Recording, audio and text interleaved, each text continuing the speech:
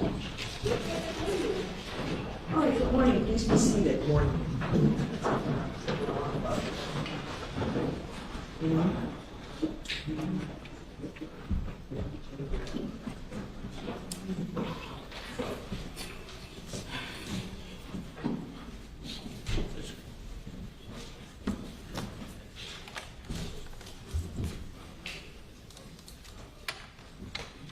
All right, good morning, everyone.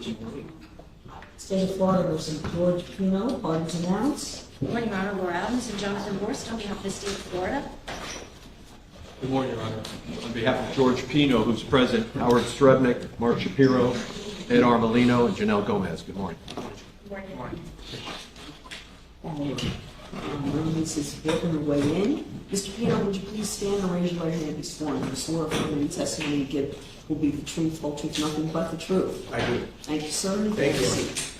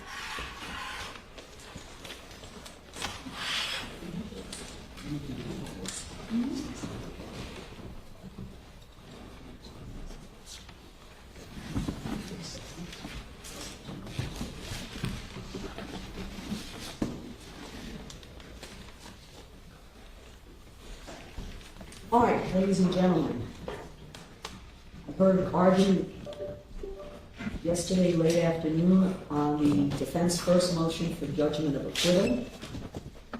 Court has considered defense first motion for judgment of acquittal as to both counts. Defense argues the state has failed to establish the elements of anything greater than negligence. The state must make a prima facie showing that the evidence establishes that Mr. Pino was more than negligent in his conduct, and the court must view the evidence in the light most favorable to the state. Having reviewed, listened to the evidence, the testimony and the evidence, reviewing the evidence, the court respectfully denies the defense motion for judgment of acquittal as to both counts 1 and 2. Proceed.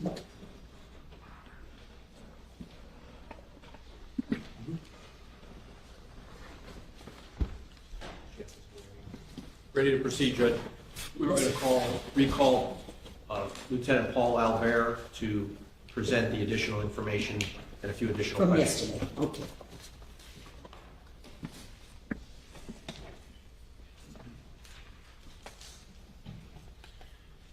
Just give me a minute, I'll have the court mark the exhibit. Sure.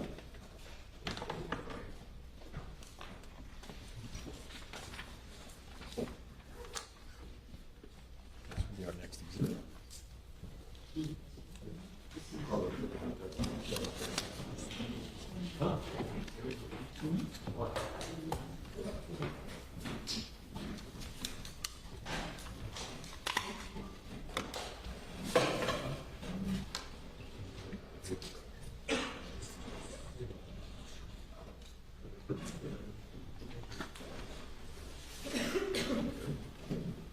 Judge, we're going to have Mr. Cruz set up the screen.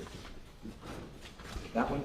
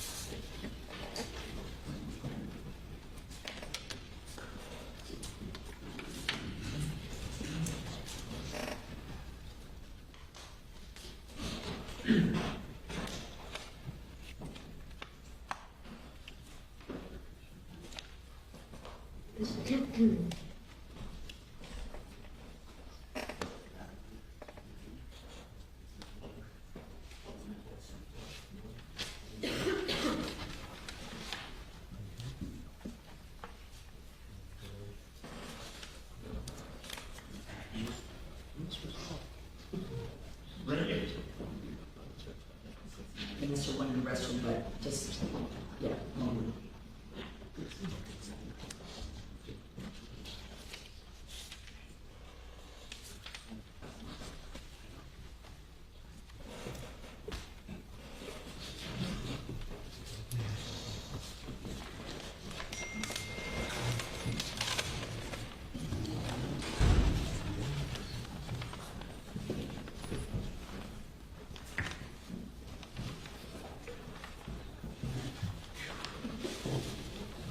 Ready now? All rise.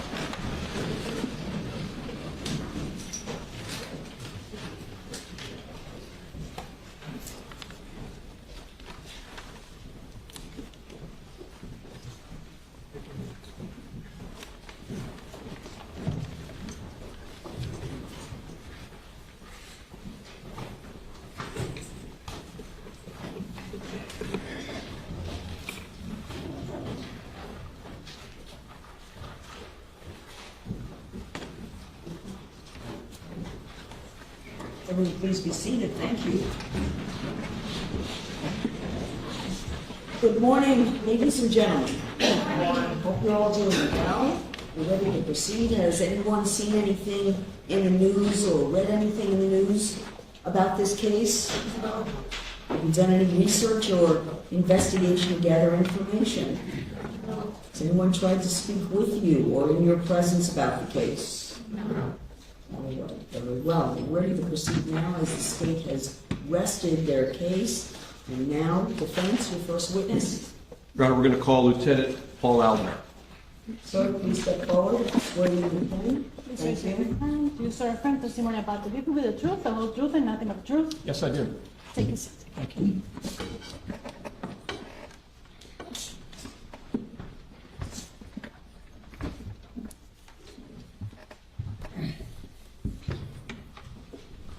Morning. Morning. May I proceed, Judge? Yes, sir.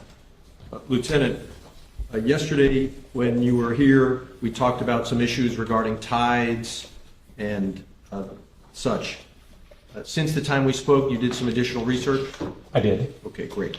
And you created some visuals for us today? Yes. And you put them on a thumb drive this morning? Yes. And I marked it as for ID Defense Exhibit A14 and seek its admission at this time. No objection, Judge. Without objection. A14 marked for identification, defense exhibit L. So this is now Defense Exhibit L. Now I'd like to, thank you.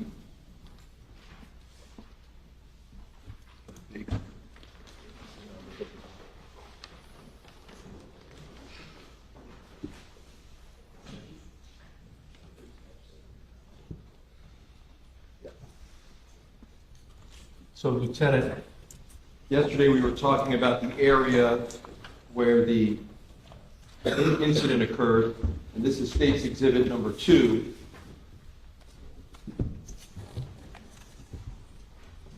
We'll just use my finger for the moment. You see that near Cutter Bank Channel there is Chita Key? Yes. Sorry, Jim. It's okay. And you see that that's on the east side of Cutter Bank. Yes. And on the west side of Cutter Bank, there's an area called East Arsenicer, Yes. correct? And overnight or this morning, did you take tide readings from those two locations and put them on the thumb drive for us? Excuse me. I got the tide data from the NOAA tide charts. Okay, so if you would tell the jury, what is NOAA and how do you spell that? NOAA, NOAA, it's National Oceanic and Atmospheric Administration. They make all these charts and they provide weather and tide and wind forecast. And you consider that a reliable source for tidal information? It's a basic standard in navigation, yes. Okay. And you were able to read from the information available from NOAA, when was high tide at Totten Key on September 4, 2022, and when was high tide at East Arsenica on that same date? Yes. Okay. So I would ask that we publish at this time your exhibits for that purpose.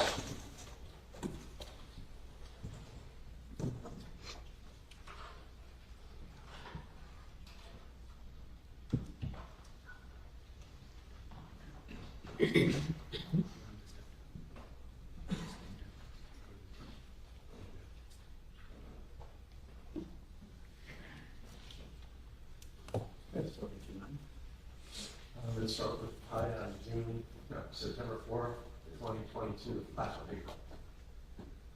Okay. And you have it in your computer, you want to rely on this just the same? Then maybe you can have a seat here with us. Okay, and so September 4, 2022, oh, I have a pointer today. I think.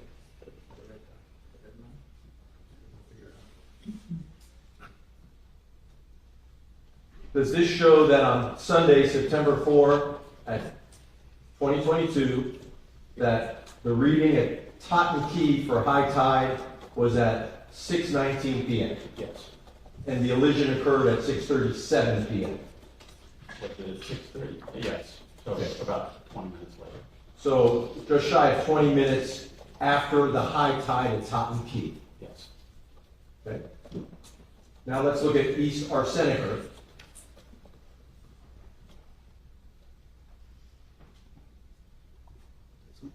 Yes, please.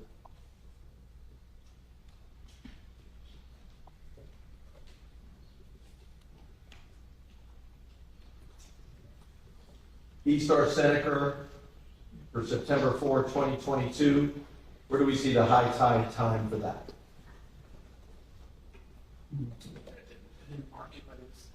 You can see this is the high point right here, 1.09 feet above the mean, and so it's a little bit after 6. I think it was, Do you remember that it's precisely, and if you have to check your information, that the reading was at 6:38 p.m.? sounds about right. Okay, so to be clear, at Totten Key, 6:19 p.m. is high tide. Let's go back to that previous one.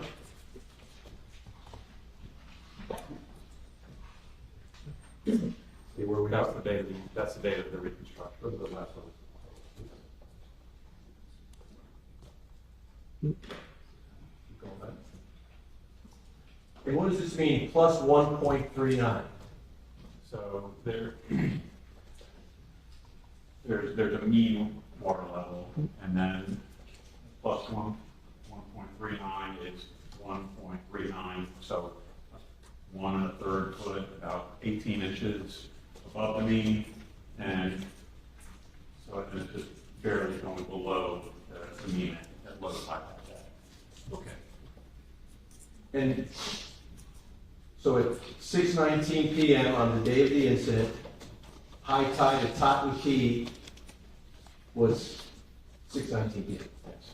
And if we go to the next chart, at East Arsenica, which is also on the map, that high tide event occurred at 6:38 p.m., 1.09 feet above the mean. Yes.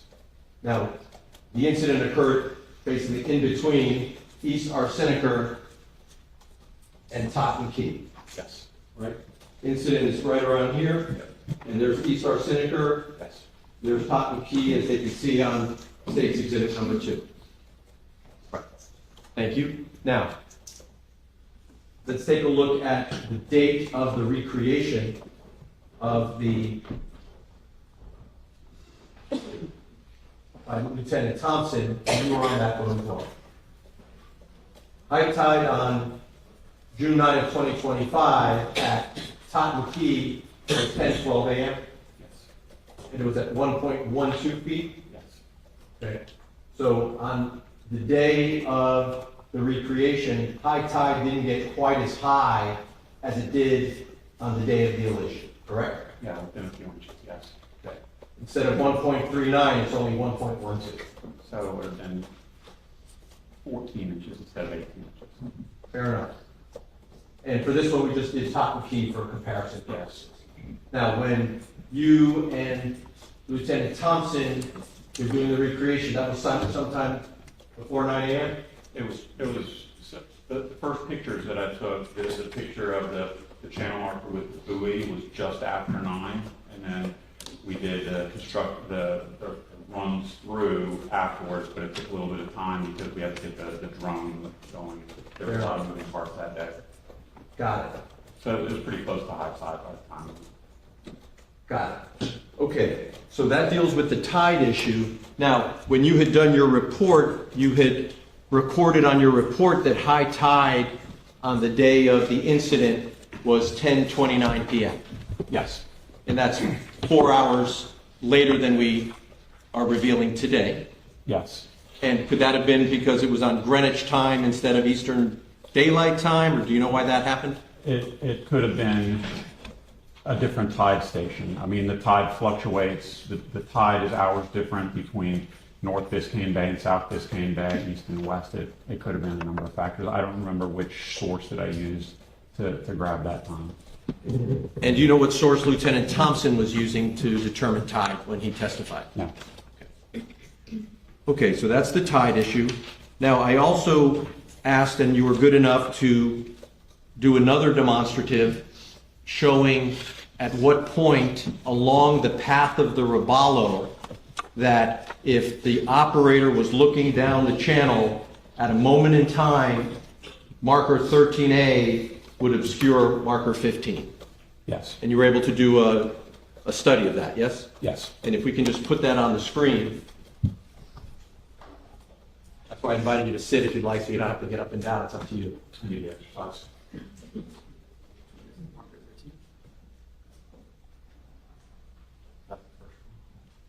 Hang on one second. Yeah, that's 13. That's okay. Hold on. Go to the next one. There we go. Okay. So what you did in this exercise is you plotted. Got it, Robert? Great. You basically plotted a line between marker 15, 13A, and see where would that intersect along the path of the Robalo. In what this exercise revealed was that at timestamp 6:36:54 p.m., the Robalo was on its path, and had the operator looked down the channel, 13A would have obscured 15. Yes. Okay. And to remind everyone, the elision occurred at 6:37:28. Yes. So that would be roughly 34 seconds before impact? Give or take, yes. Great. Thank you for that.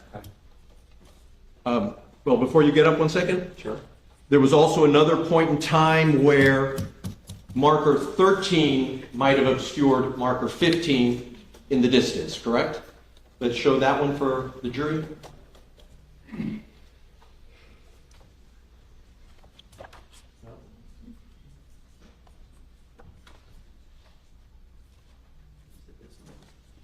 Okay. And so, at this moment in time, 6:35:26,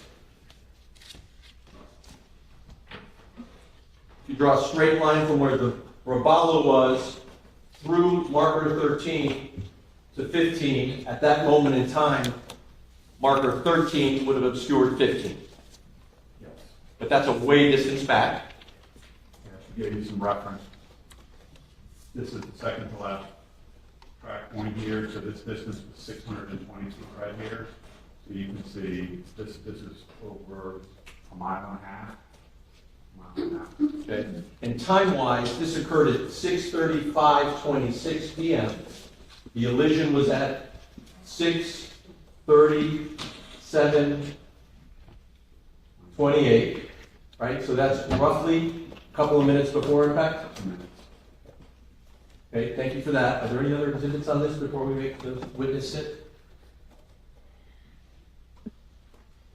The sun. Okay. You also did a study of the sun, right? Yep. Tell us what you found out about that. So I found out that NOAA has a tool that you can calculate the angle of the sun from a particular place on the face of the earth on a particular day. So I took that data and roughly plotted it, have an idea. So this is the southbound track of the Robalo. This is 8 and 9. This is, I think it's pretty close to 9 or 10 and 11 right here, so kind of midway through the channel. And this line here represents the bearing that the sun would have been to the boat as it's heading south in the channel. And then the elevation, so with this, if I'm looking forward on the boat, the sun is on my right side, and then the angle of elevation is just shy of 6 degrees above the visible horizon.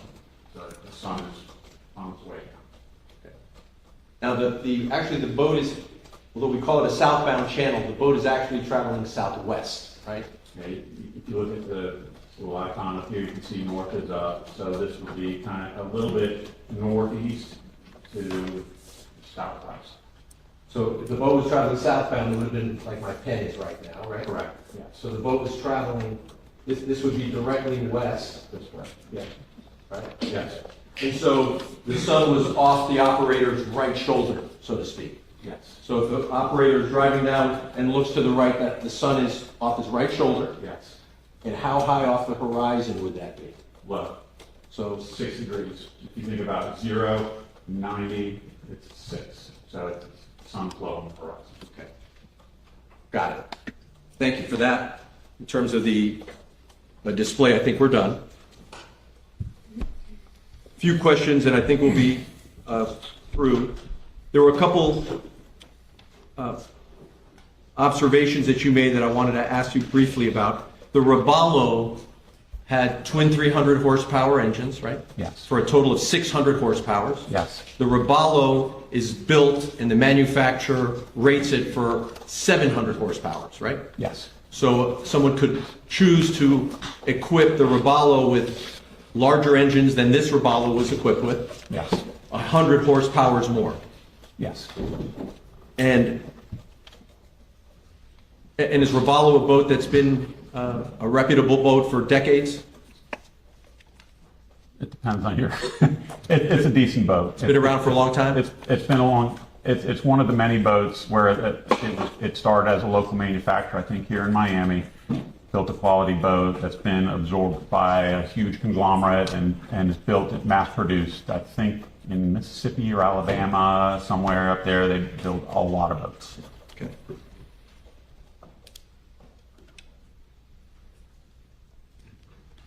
You discussed the lookout rule. Question, is it, the lookout rule allows one person to operate a boat with no one else on the boat? Yes, Okay. And we see police officers operating solo from time to time? I did many years. Okay. The prosecutor asked you yesterday about passing on the right. Did you say stay to the right? I think you said is like on a highway or on a road. Yes, In Cutter Bank Channel, it is permitted, is it not, for the operator of a boat to navigate outside of the channel if there's enough water depth? it's not against any of the rules to operate outside of the channel, no. Okay.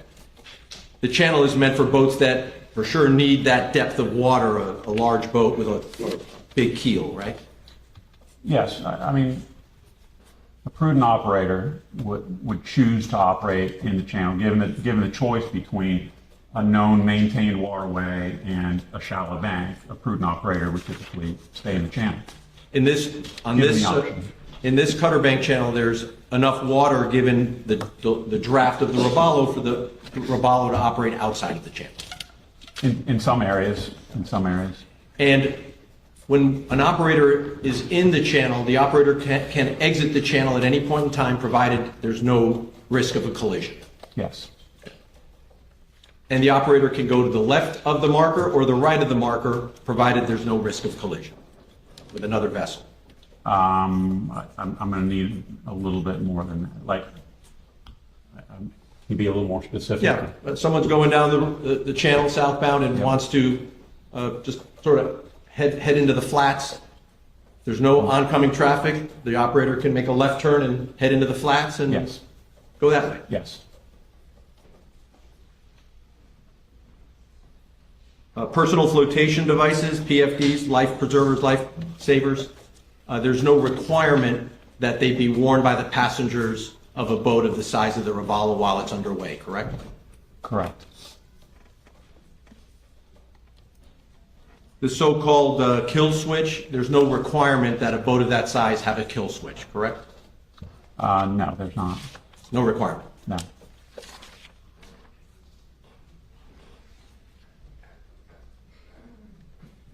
Flares. There's flares on there labeled sometimes expire. Yes. Okay. And flares that are expired can still work, although they may not be acceptable under some regulation, They might still work. if they're kept in the right condition. A lot of people misunderstand the rules, though. All the safety gear that's kept on the boat has to be in a serviceable condition, so having unserviceable flares is technically a violation. Do I write tickets for that? No, but I would tell people you need to get rid of those, and it's not easy to get rid of them because it's a hazardous material, but all the equipment on your boat, the safety equipment, should be in serviceable condition. And do you know whether the flares on the Robalo were in serviceable condition? No, You just don't know. no.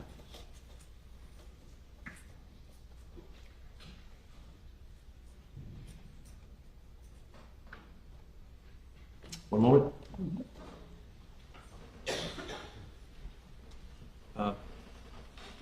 Cutter Bank Channel in 2022 had no posted speed limit, correct? It doesn't have a speed limit the way we think about speed limits on the road, no. Okay. There are channels that do have posted speed limits, correct? They're the exception, not the norm. Coming into a marina, for example, might have a sign that says no wake, It does, yes. and that means the boat shouldn't generate any waves or wake, right? Correct. Some channels, including the intercoastal, have speed limitations, like Malloy Channel in Miami Beach, right? They do. Could be a Yep. 30-mile-per-hour speed limit in Malloy Channel right here in Miami Beach. Correct. Again, though, that's the exception, not the norm. And those speed limits change season to season in some instances, right? Yes, Malloy Channel here in Miami Beach has a speed limit at some times of the year that's 30 miles per hour, or 35, whatever it might be. Other times of the year, there's no posted speed limit, right? Objection leading. A little bit. Probably sustained. Okay. Do speed limits within the same channel sometimes change during the time of year? yes, Okay. Cutter Bank had no speed limits posted at all, correct? there's speed limits everywhere, just not the way that we associate speed limits on the road. No posted sign saying speed limit at Cutter Bank Channel back in 2022, correct? There's not a numerical speed. There's not a numerical speed limit for Cutter Bank Channel. Neither then nor now. Correct. That's all I have to.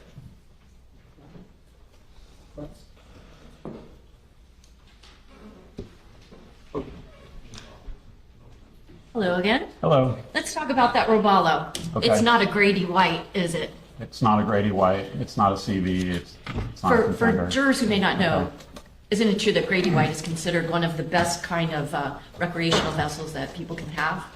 I mean, they have Grady White has a good reputation. Yes. Now that Robalo vessel, which is the subject of this case, even if it's capable of going, say, 54, 55 miles per hour with twin 300 horsepower engines, on the day in question, September 4th of 2022, that vessel was not in the condition like it would be for testing for specifications, was it? It was not, It had a lot more people on it than it would have for testing for the specifications. yes, And those extra people added a lot of extra weight to the vessel, correct? it did. And that extra weight caused the bow of the boat to be further down in the water, didn't it? Yes, And as a result, that vessel would not have been able to go as fast as what was done when it was tested for the specifications. correct. And as a consequence,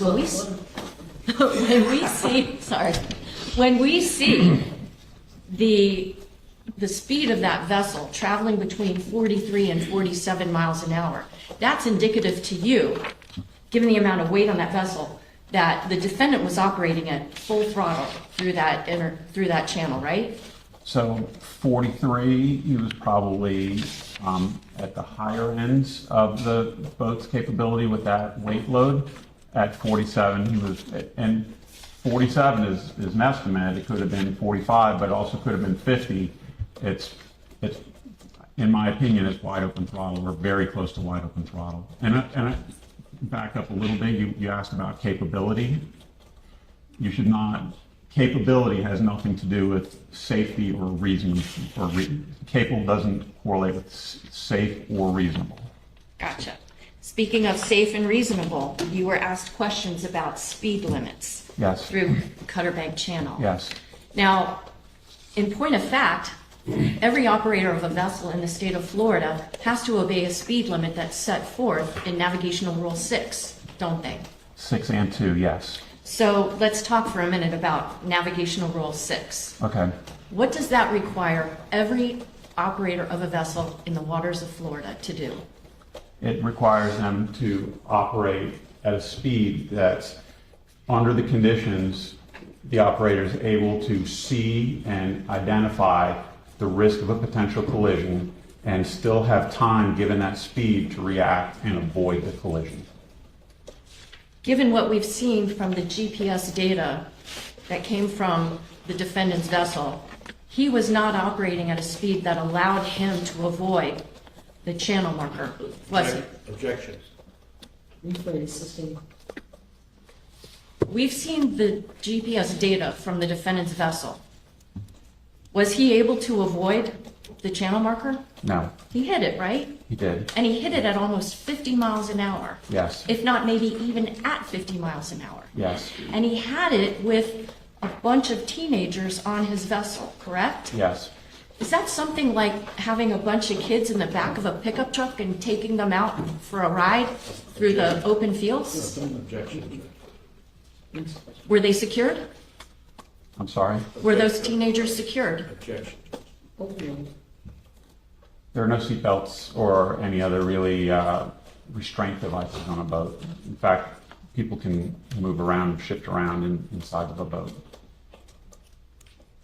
Now, in terms of the tides that you were looking at, what would be the maximum difference in the water height on that channel marker between the date of the crash and the time of the crash on September the 4th, 2022, and the date and the time when that crash reconstruction was done in June of last year? A few inches.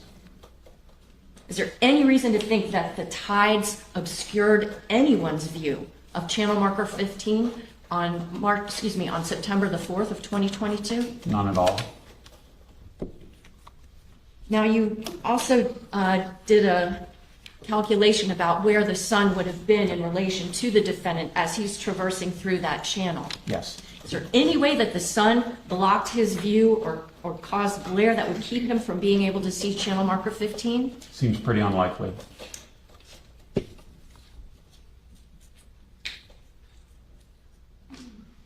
Is it your opinion that the sun in any way contributed to this crash? No. You also were asked about whether or not channel marker 13A, the one before 15, would block the view of channel marker 15 from where the defendant's track was. Yes. Did channel marker 13 block the view of channel marker 15? No, it didn't. And can you explain to the members of the jury, you talked about how far away Yes. the defendant's vessel would have had to be for channel marker 13A to block channel marker 15. Sure. From that distance, even if channel marker 13 was not there, would channel marker 15 be visible to an operator of a vessel? When we were out there that day, channel marker 15 was coming into view as we were passing between markers 12 and 13. And that straight line from 15 through 13 up to the track line where it intersects with the boat's course was several hundred feet north of 12 and 13. So it doesn't seem to me that even if the two had a line, you wouldn't be able to see 15, because even if you could see it, it would have been so small, it would have been behind the marker. So 13A didn't really ever block the view of channel marker 15, because from the distance where they would align, you'd be so far away, you wouldn't see channel marker 15 anyway. Objection, I think the Okay. prosecutor is confusing 13A with 13. Okay, start again. Channel marker 13A. Yes.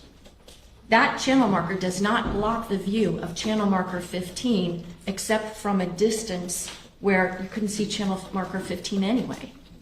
Correct. Where the boat was that day, that's correct, yes. Now, yesterday, Mr. Shrevenick said, hi, I've not met you before, right? Yes. And you haven't met Mr. Shrevenick before yesterday, right? I have not. But you didn't mind doing some extra homework for him, did you? Okay. Did you charge him for this work? No. You charging the state attorney's office for that extra homework? No. But this wasn't the first time you ever spoke with a member of the defense team, right? Correct. In fact, you spoke with Mr. Shapiro, Mr. Shrevenick's partner, previously, right? Yes. And that actually was on Tuesday, January the 6th, 2026, right? I'll take your word for it. I'll tell you what, Yes. with looking at this refresher recollection. Sure.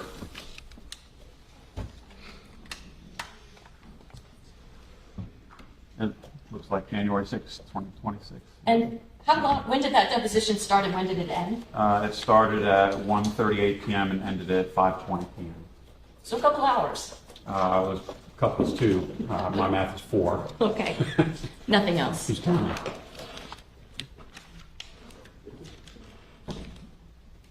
Read to it. Yes, please.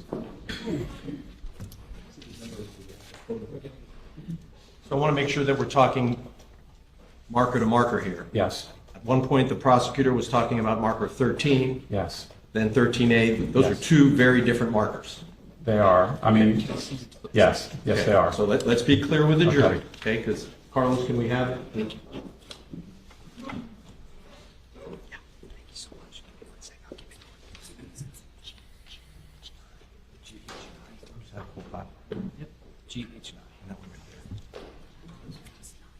So, Carlos, if you could read, thumb drive. The first one, not today's. No, today. Today's? Okay.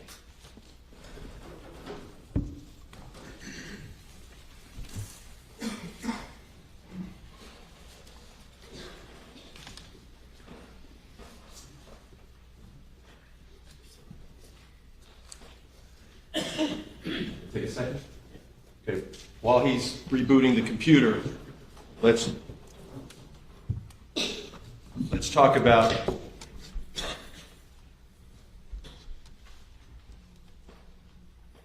the view of the pilot, of the operator of the vessel. Yes. So, prosecutor was asking about obscure view from the operator's point of view, right? Yes. Okay. We talked yesterday about passengers seated in the bow, Yes. and I'll use the phrase with their butts on the cushion, right? There would be torsos and heads above the gunwale line, Yes. and if they're waving their hands, Yes. that combination, in your perspective, would obscure the view of the operator, right? And it would have been his responsibility to recognize that problem and address it immediately because it's causing a safety problem. Fair enough. Yes. But to be clear, it is your view, as you testified in that deposition, Yes. that the passengers seated were on the cushions, designated seating by Roballo, simply waving their hands Yes. would obscure the view of the marker. Yes. And it might mean that the operator of the vessel wouldn't see the marker when that's going on. Yeah, yes, that's his responsibility. And your view is, if you said it 3 times now, it would have been his responsibility to have the girls stop putting their hands up, right? Yes. You also used the term designated seating. Again, I'm going to refer back to what I said before. Just capability doesn't mean that it's safe, and it's not always safe to be seated in that spot. Okay. And by the way, if the boat had not alighted with the marker, okay, Yes. there'd be no suggestion, nobody would have been injured, correct? Not given the circumstances that we've had. This was a calm day, Yes. right? The Is sea, objection leading? you're right. Describe for the jury the conditions of the day. So the prevailing circumstances was that the day was a light chop. Okay. Yes. There was still an hour's worth of sunlight. Yes. Okay. And this Robalo, it may not be a Grady White, Yep. but this Robalo is rated to have even more horsepower than it did. It is. Objection leading? Yeah, 10 to 8. Okay.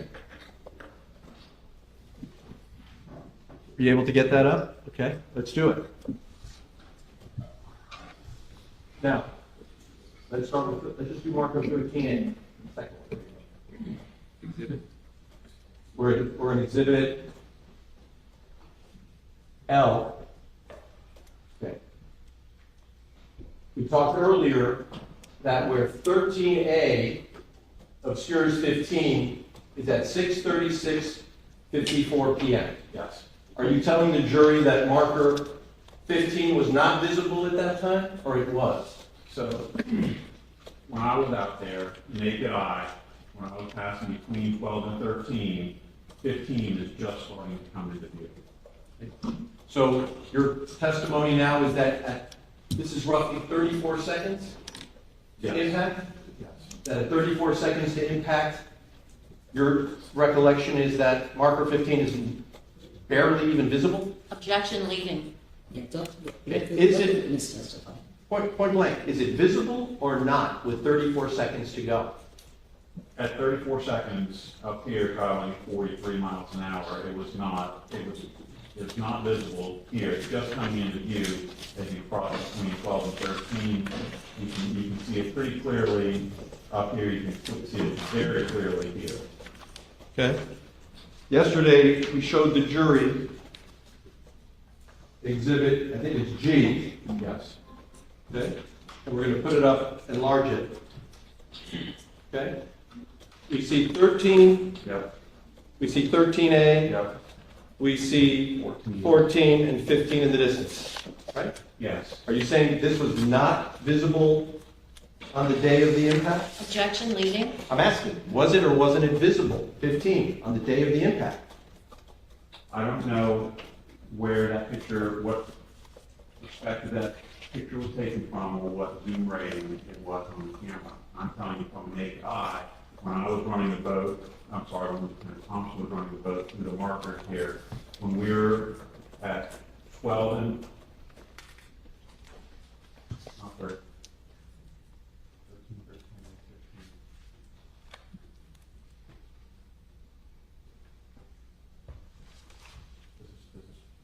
This is much closer. Okay. This is much closer. Right. This is on the approach to 13. Let's go to the next one.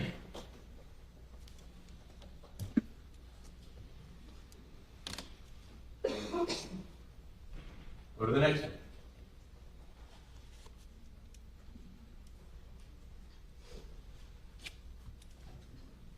Again, it's coming into view here. You can see just a little bit of green marker right there. Okay.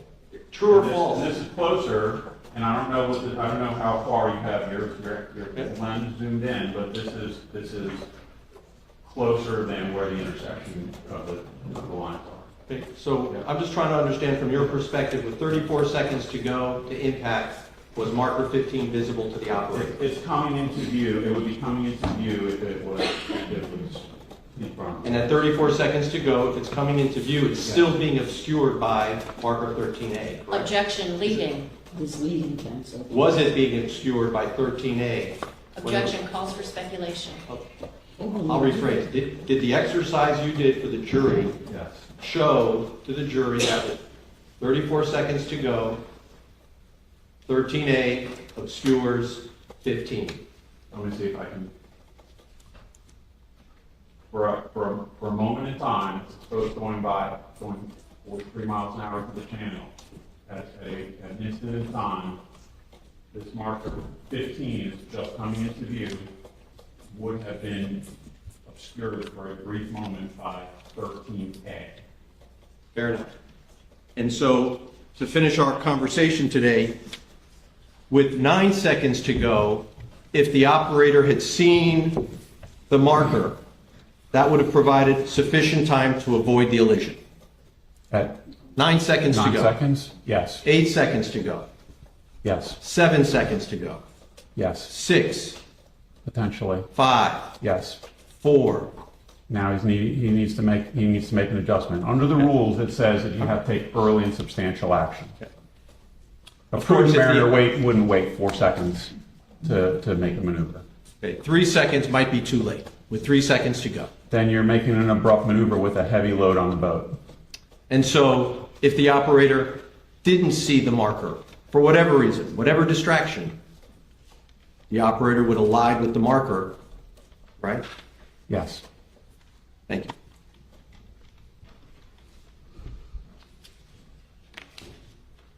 No further questions. One more time, evidence. The witness is excused, thank you. Thank you.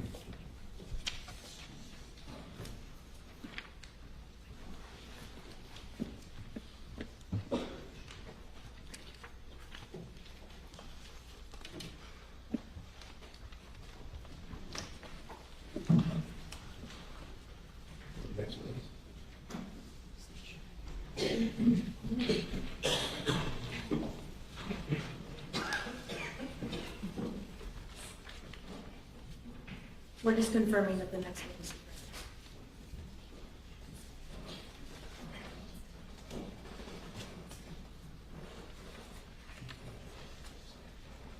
Next witness, please. The defense calls Claudia Portocarrero.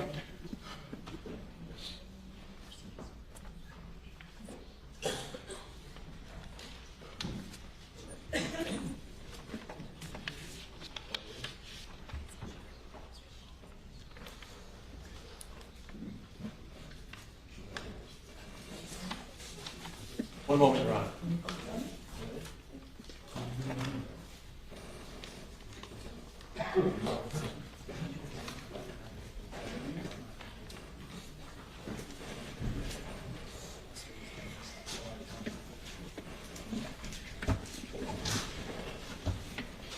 Please step forward, face the clerk, raise your right hand and be sworn. Do you swear affirm testimony about to give will be the truth, the whole truth, and nothing but the truth? Thank you. Yes.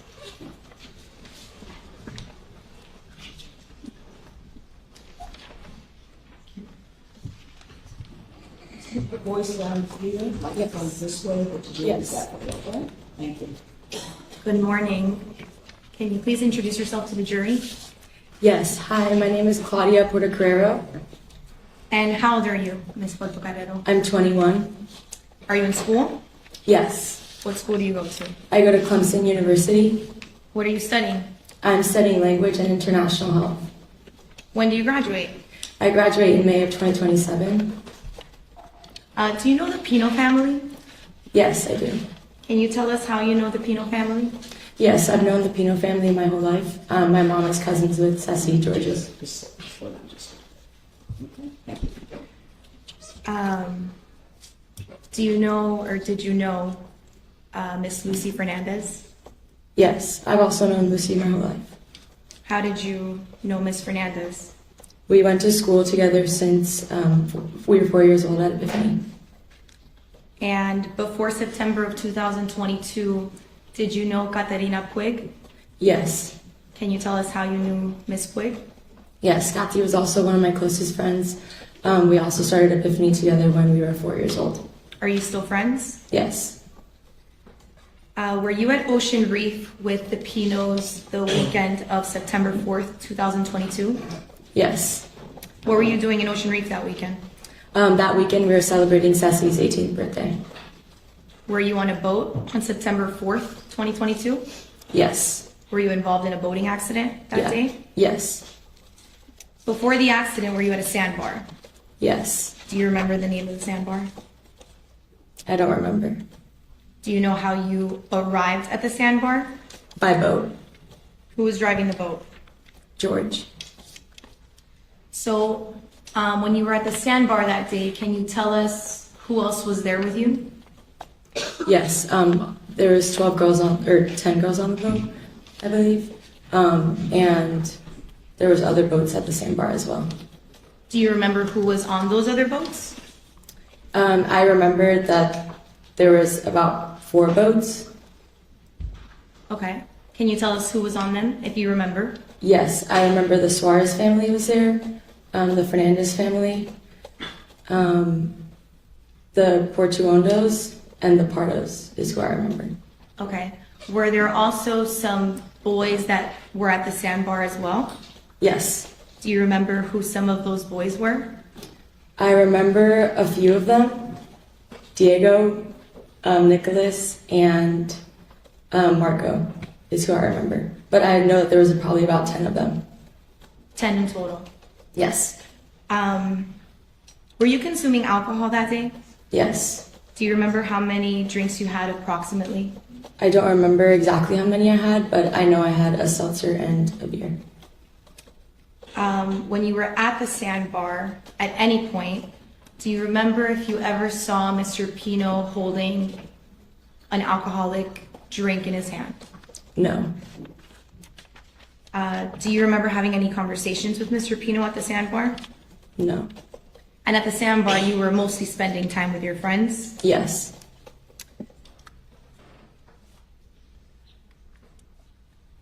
When you were leaving the sandbar, talk to me about when you were leaving the sandbar and what happened. So when we got back on the boat, pretty much what I remember is we were dancing on the back of the boat, just really having a great time all together. And then we all took our spots and we left. And was Mr. Pino on this boat as well? Yes. Did he seem intoxicated in any way? No. Did he seem impaired in any way? No. So this accident, did it happen on the way back from Billy's Point back to Ocean Reef? Yes. Where were you sitting on the boat, if you remember? I was sitting towards the front of the boat. And so during the boat ride back from Billy's Point, can you describe how that boat ride felt? It felt like nothing out of the ordinary. We were, again, just all really happy and enjoying our time together. How did the speed of the boat feel to you? Nothing out of the ordinary. Did you ever tell Mr. or Mrs. Pino to slow down or to change the way that they were operating the boat? No. And prior to the accident, had you been on a boat before? Yes. Do you recall how many times, more or less? I know it's hard to tell, but if you can describe for us how many times you've been on a boat before. I would consider myself a pretty experienced boater. My family never owned a boat, but I had gone on boats with my friends my whole life. Had you been on a boat with Mr. Pino before? Yes. And this boat ride on September 4th, prior to the accident, did it feel any different than any other boat ride you've taken in your life? No. So back to September 4th, that boat ride from the sandbar to Ocean Reef. What were you and the rest of the girls doing during the boat ride? I just remember we were really happy, singing, enjoying our time together. So there was music playing? Yes. And you mentioned everyone was sitting. Everyone was sitting on the cushion of the boat? Yes, in the respective spots. Was anybody sitting, and I learned this term just the other day, so it's okay if you don't know it. Was anybody sitting on the gunnel of the boat? It's like the railing. See that railing over there, kind of the railing of a boat? No. None of the girls were sitting on top of that? No. Okay. So you were saying that some of the girls were singing and they were dancing in their chairs. Did any of the girls have their hands up in the air? Yes, I would say a good amount of us probably, as we were singing. Okay. Now, what happened after the accident, after the impact? I just remember opening my eyes after the impact and seeing like a lot of white. And the first thing I saw when I opened my eyes was George, and I thought he was dead.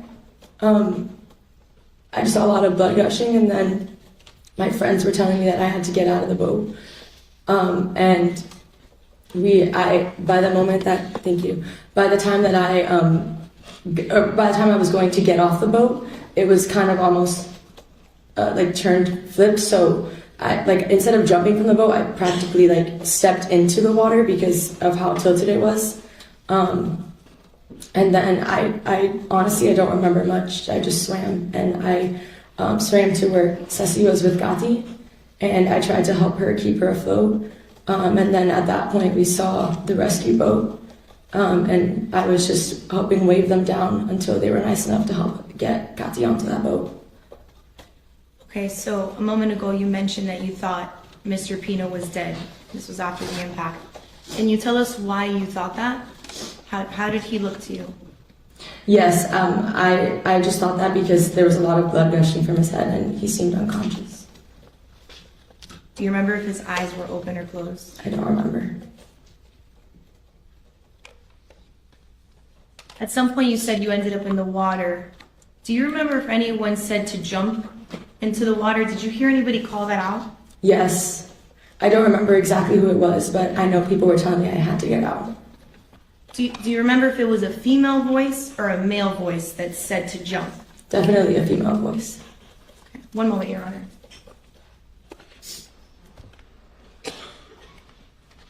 Further questions?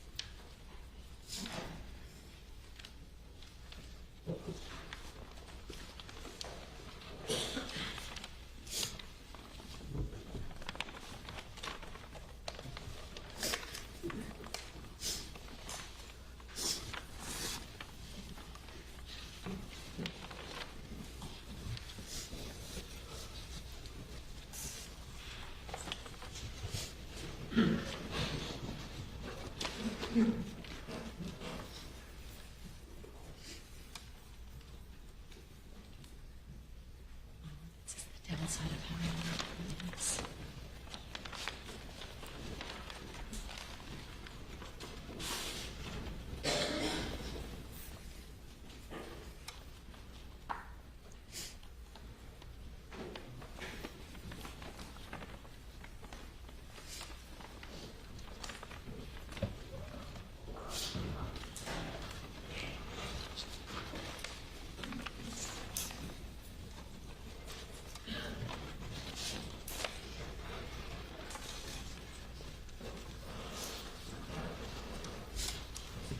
Judge, I'm sorry, just take a moment. Thank you, Judge.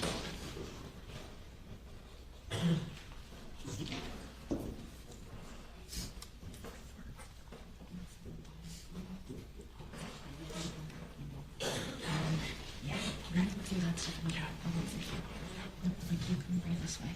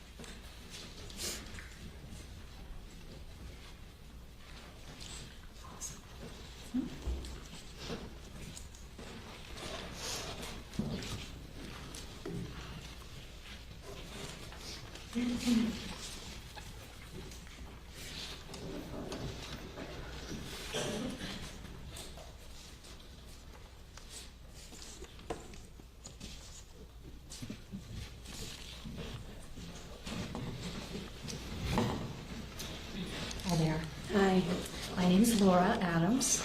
Same. I know this is really hard, okay? But I want to ask you a few questions about that day that the boat crash happened, okay? Were you or any of the other girls wearing life jackets, either to the sandbar or on the way back? No. I know you said that you didn't notice well, first off, do you see George Pino in the courtroom? Yes. Can you please point to him and describe what he's wearing so that our record will be clear? Yes, he's right over there and wearing a blue tie. Oh, so good. I want to ask you if on the day that this incident happened, I know you said that you had consumed some alcohol. Yes. Some of that alcohol came from the boat that Mr. and Mrs. Pino brought you there to the sandbar on, right? Yes, I got my alcohol from that boat and others as well. Okay. Did you feel like you were drunk, about to pass out? No. Did you feel a little buzzed? At the maximum, but I did not feel impaired. Okay. But buzzed, right? Happy, correct? Yes, yes. Okay, gotcha. So now you'd agree that maybe people that are buzzed from alcohol are not the best judges of whether somebody else is also buzzed from alcohol, right? Yes. Okay. And obviously at this party, you weren't there to hang out with the defendant and his wife. You were there to hang out with your friends and the other boys that were there. Fair to say? Yes. So you weren't keeping an eye on everything that the defendant, George Pino, was doing, were you? No. And you've known him for a long time, correct?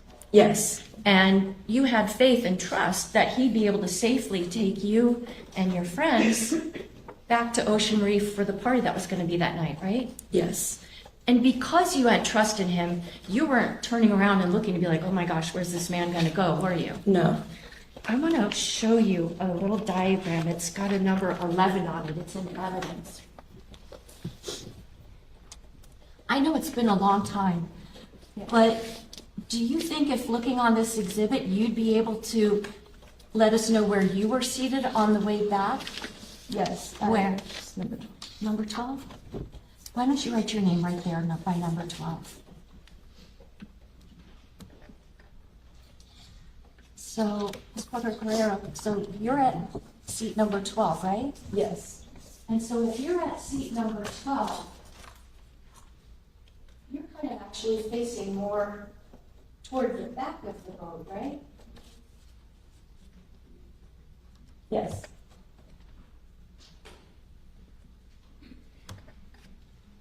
So in order to see what was ahead of you, if you're here at seat number 12, you'd have to be looking like this, right? Yes. But you weren't doing that, were you? No. Because you trusted that Mr. Pino would get you back safe. Yes.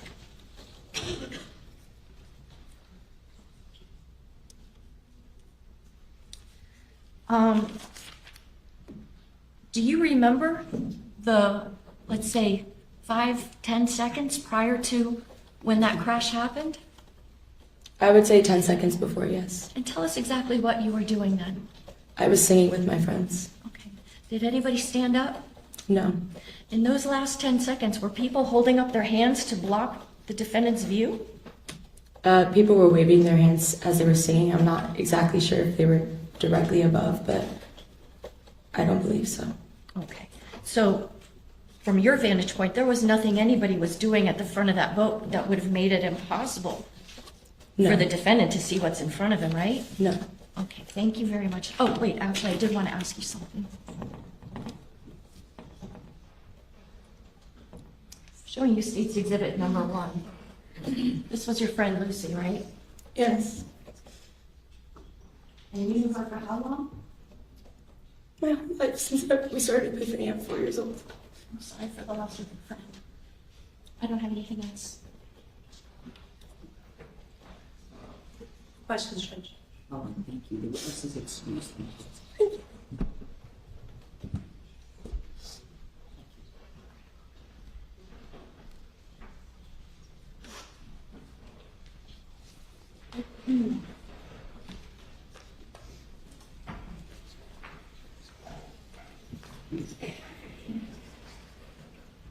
Defense? The defense calls Natalia Reed.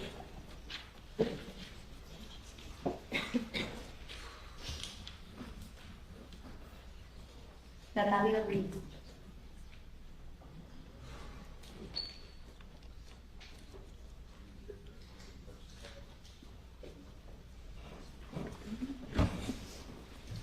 Please step forward, face the clerk, raise your right hand and be sworn. So I heard testimony about the people, be the truth, the whole truth, and nothing but the truth.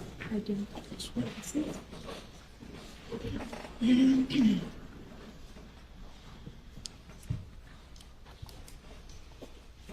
Put your voice down into the microphone. And the seat's this way, but the jury's this way, so keep your voice down. Thank you. Good morning, Ms. Reed. Can you please introduce yourself to the jury? Good morning, I'm Natalia Reed. And how old are you? I'm 21. I need you to speak up. Sorry, I'm 21. Are you in school right now? Yes, Where are you studying? I go to Brown University, What are you studying? economics. And are you currently interning or working somewhere right now? Yes, this summer I'm doing a management consulting internship Do you know where? Can you tell us where? in New York City. Thank you for joining us this Thank afternoon. Do you know the Pino family? Yes, I do. Tell us how you know them. I went to elementary school with little Ceci, and I've known the Pinos since then. We went to Epiphany together, which was our elementary school. Did you know Lucy Fernandez? Yes, we also went to elementary school together. And before September of 2022, did you know Katy Puig? Yes, we also went to elementary school together. Are you still friends with Ms. Puig? Yes, Were you at Ocean Reef with the Pinos on the weekend of September 4th of 2022? yes. Tell us what you were doing in Ocean Reef that weekend.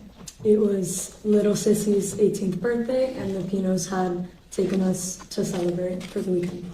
Were you involved in a boating accident that weekend? Yes, Did this accident occur when you were on your way back to Ocean Reef from a sandbar? yes, And before leaving the sandbar, did you spend some time there? yes, we did. Who was at the sandbar that day? Like, name everyone there, or? From Okay. from what you remember, yes. Please. George and Ceci mom, little Ceci, and some of the girls were Claudia, Pao Garcia, Camila, Katy, Lucy, Carolina, Coco, Mia. Did some boys join you at the sandbar that day? Yes, Do you remember some of their names? yes. Diego Suarez, Marco was there, Nicholas Garcia. That's pretty much who I remember. Okay. Were you consuming alcohol that day at the sandbar? Yes, Do you know how many drinks you had? I remember having 2 or 3. I don't remember feeling impaired or intoxicated. And when you were at the sandbar, did you see Mr. Pino with any kind of alcoholic drink in his hand? No, I did not see that. And were you mostly spending time with your friends there? Yes, Okay. And when you were leaving the sandbar, were you on the boat with Mr. Pino? yes, Did Mr. Pino seem intoxicated to you in any way? no, Did he seem impaired to you in any way? no. And now that boat ride back from the sandbar heading back to Ocean Reef, do you remember where you were sitting on the boat? I was sitting at the front of the boat. Yeah, at the front. Do you remember who was next to you? I don't remember exactly who was next to me. I think Andrea Knopfler, maybe Pao Garcia. Can you describe for us what that boat ride was like before the impact? Yes, I remember leaving Billy's Point, which is the sandbar we were at, and driving to Ocean Reef. I remember we were listening to music and talking amongst each other. The boat ride itself, was there anything unusual about the way that Mr. Pino was operating the boat? No, I don't remember thinking that. Tell us about the speed of the boat. How did that feel to you? Well, I had gone on the boat with Mr. Pino many times before the accident, so I don't remember feeling it going any faster than our past trips. I was about to ask you that as well. So September 4th, 2022, it was not your first time on a boat. No. Can you tell us how many times, ballpark, that you've been on a boat before? Yeah, my family doesn't have a boat, but some of our family friends, so maybe once a month, once every 2 months, I'd go on the boat. And did this boat ride on September 4th, 2022 feel any different than other boat rides you've been on? No. Do you remember the weather conditions that day? I remember it was clear skies, there wasn't a storm, sunny, Do you remember how the water was? pretty flat, I believe. Okay. So that boat ride back to Ocean Reef, you said you were sitting down. Do you remember all the girls sitting down? Yes, I do. Was there anyone standing up at a point? No. And was anybody sitting on the gunnel of the boat, like the railing that goes around the boat? No. Tell us a little bit about what happened after the impact. I remember it coming out of nowhere. I wasn't expecting it. I heard a loud hit. I believe I stayed on the boat, so I wasn't ejected. I heard some voices to jump into the water from the boat, so I jumped into the water. And then I remember seeing Big Ceci holding my friend Mia in the water. Mia had some blood on her. I remember Alber close to me in the water as well. I remember Mr. Pino with his hands on the boat as it was tipped over at that point. And then a rescue boat came and I got onto that boat. Okay, so I have a few follow-up questions. So you said at some point you were not ejected from the boat. No. You're sitting on the boat and you heard someone say jump. Mm-hmm. Do you remember who said to jump? I don't remember. Do you remember if it was a female voice or a male voice? I remember it being not just one voice, several voices, but I can't say female or male. And before you were ejected from the boat, did you see Mr. Pino on the boat? Yes, I remember for a split second after the accident seeing Mr. Pino laying between the console and the middle of the boat, and his eyes were closed as I remember. Again, it was a split second, so it was a little hazy, but I remember he had blood on his head, I think, and I remember thinking he was dead for that split second.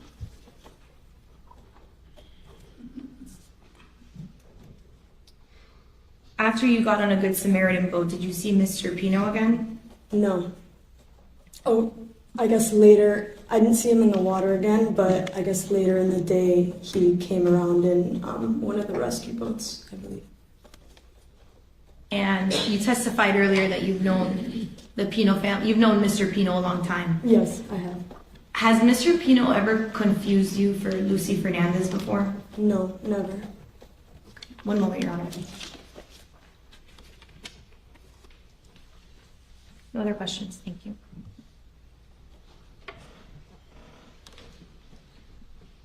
Once.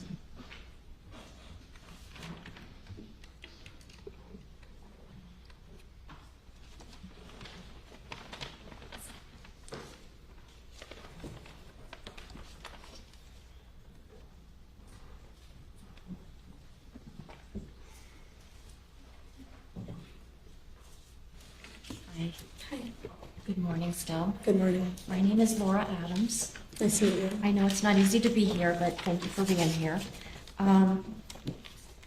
The attorney for George Pino asked you about if you were still friends with Katy Puig. Without getting into details, is she the same girl now that she was before that crash? No, That's okay, overruled. Is she the same girl now as she was? no. On the day of this boat crash, was Katy able to walk around and talk and sing and dance? Yes, Judge. Overruled. Go ahead. Thank you, Judge.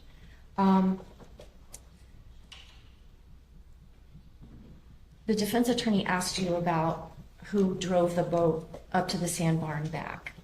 I think you said his name was what? George Pino. Do you see that person in court today? Yes, Can you please point to him and describe what he's wearing so our record is clear? he's wearing a suit and a blue tie. Okay. Stipulate.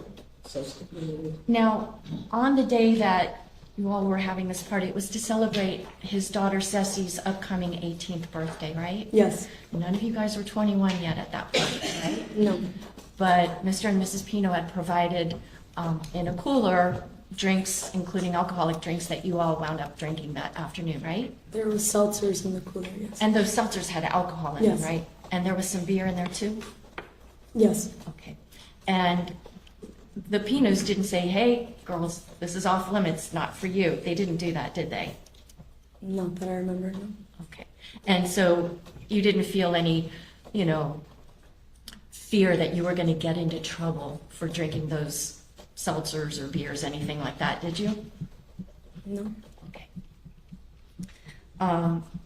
Now, were you there at that sandbar to hang out with George Pino and his wife? we were there to celebrate Ceci's 18th birthday. Were you there mostly, though, hanging out with your friends? Yes, So you're not like watching George Pino every minute to see how much, if any, alcohol he's drinking, are you? I don't remember watching to see if he was drinking alcohol, no. He wasn't your focus, right? No, Your friends were your focus. yes, yeah, Okay. Now, it's been a long time. You're not going to get in any trouble, okay? But that afternoon, do you think that you got to a point where you were like falling down drunk? no. Do you think maybe you felt a little buzzed from the alcohol? Yeah, I remember having like 2 or 3 seltzers, so I felt a bit buzzed. Okay. In your buzzed state, did you tell George Pino, hey, I want to check and see if you're impaired by alcohol? No, And do you think that maybe people who are buzzed are not the best shape to determine who else might be buzzed? I don't know. Okay. You've been in college. Yes, Have you seen people buzzed? yeah, Okay. Now, when you all were coming back from the sandbar to get back to Ocean Reef, was music playing? yes, I remember. What kind of music was it? Do you remember?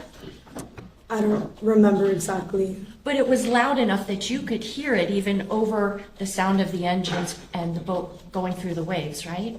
Yeah, I remember hearing the music, yes. I'm going to show you an exhibit, and it's labeled as State's Exhibit number 11.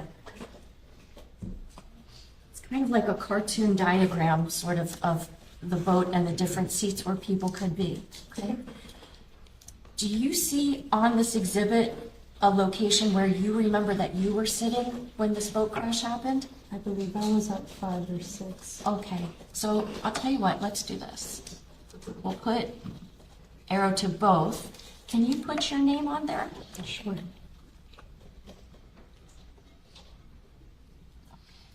And I'm going to put a little question mark because you're not sure which of those 2 seats you're at. I Is don't that remember okay? exactly. Okay. So pretty much where my finger's pointing to? Mm-hmm. This right here.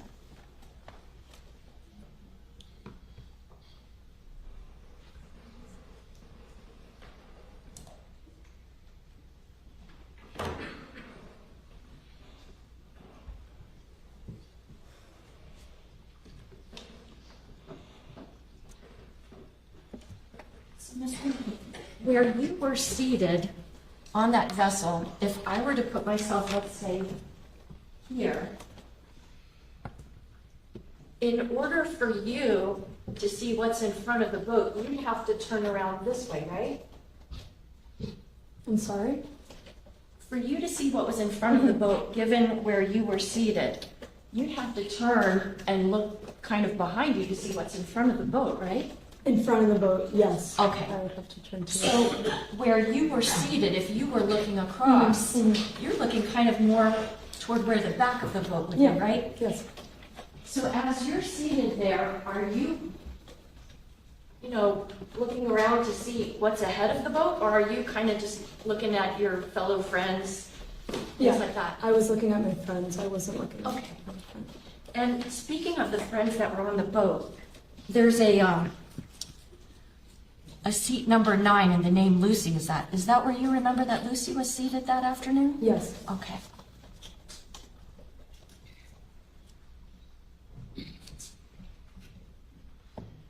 After that crash, were you one of the girls that was brought by the police over to an island while, they were trying to sort out everything that had happened? Yes. And some of the other girls that were not badly injured were brought there too, right? Yes.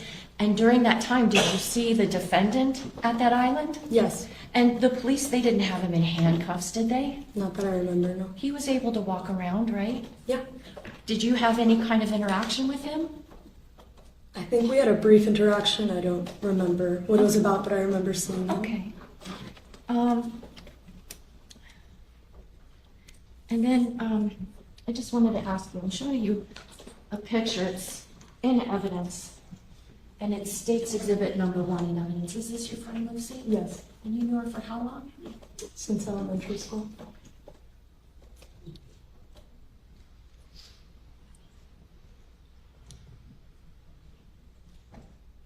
Thank you. I don't have any more questions for you. I'm sorry for your loss.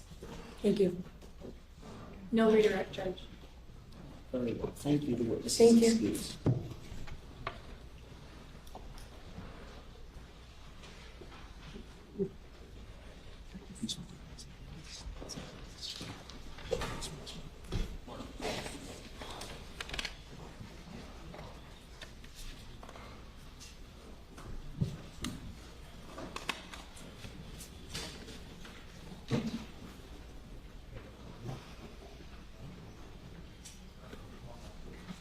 Defense.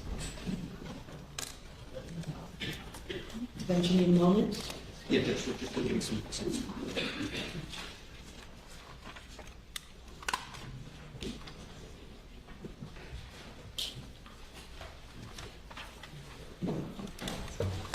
All right. Name of the witness, James? Hamlet Rodriguez. Hold on, there's your right hand this morning. Please affirm testimony about the people with the truth, the whole truth, and nothing but the truth. Yes, I do. Thank you. Take a seat.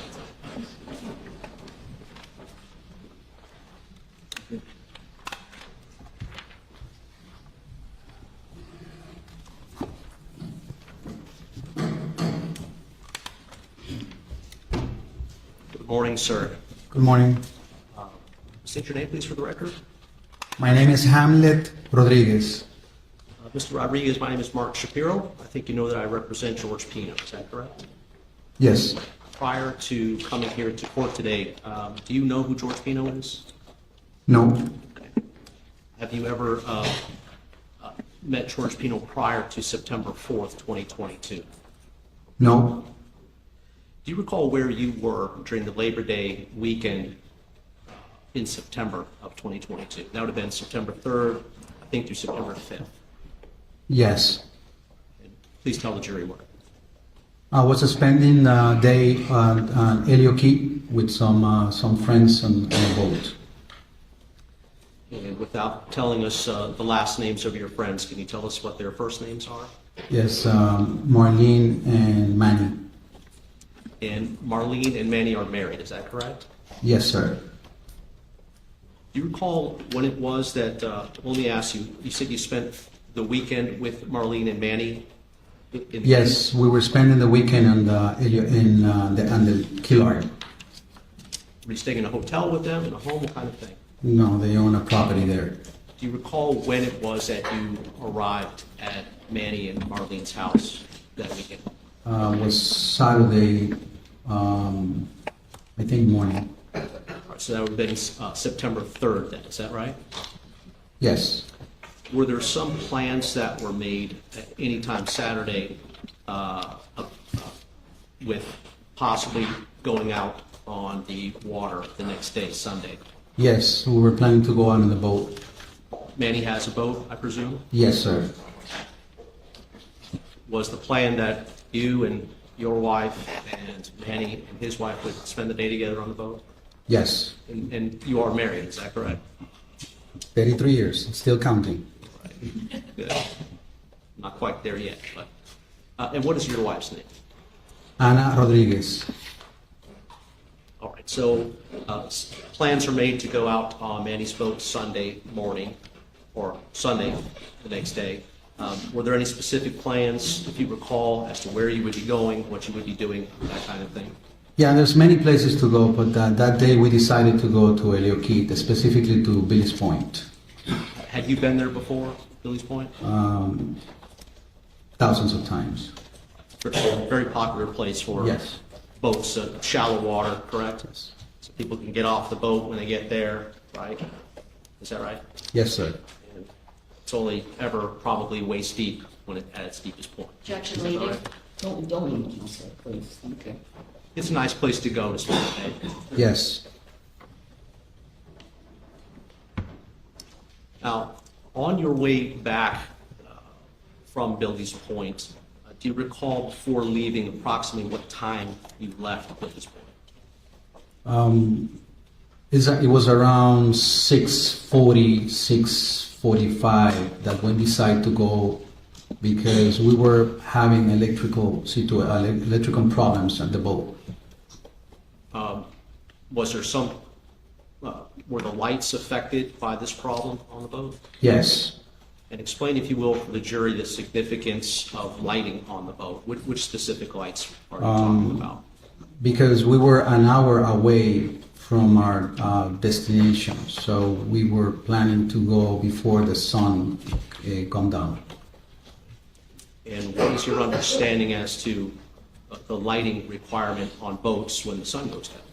Yes. What's your understanding, what you need to do? Yeah, we need lights to be able to go on a boat at night. That's so other boats can see you for safety reasons, right? Objection, Yes. leading. Don't. Did at some point, do you recall the route that you took back to Key Largo from Billy's Point to Key Largo? Yeah, we were going to the channel, going to from Elio Key to the Keys. So that's what we saw the incident.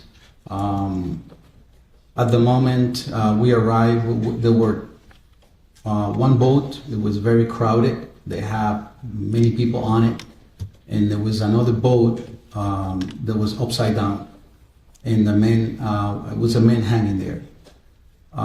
As soon as we arrived there, the other boat was shouting to us as, shut down the engines, shut down the engines.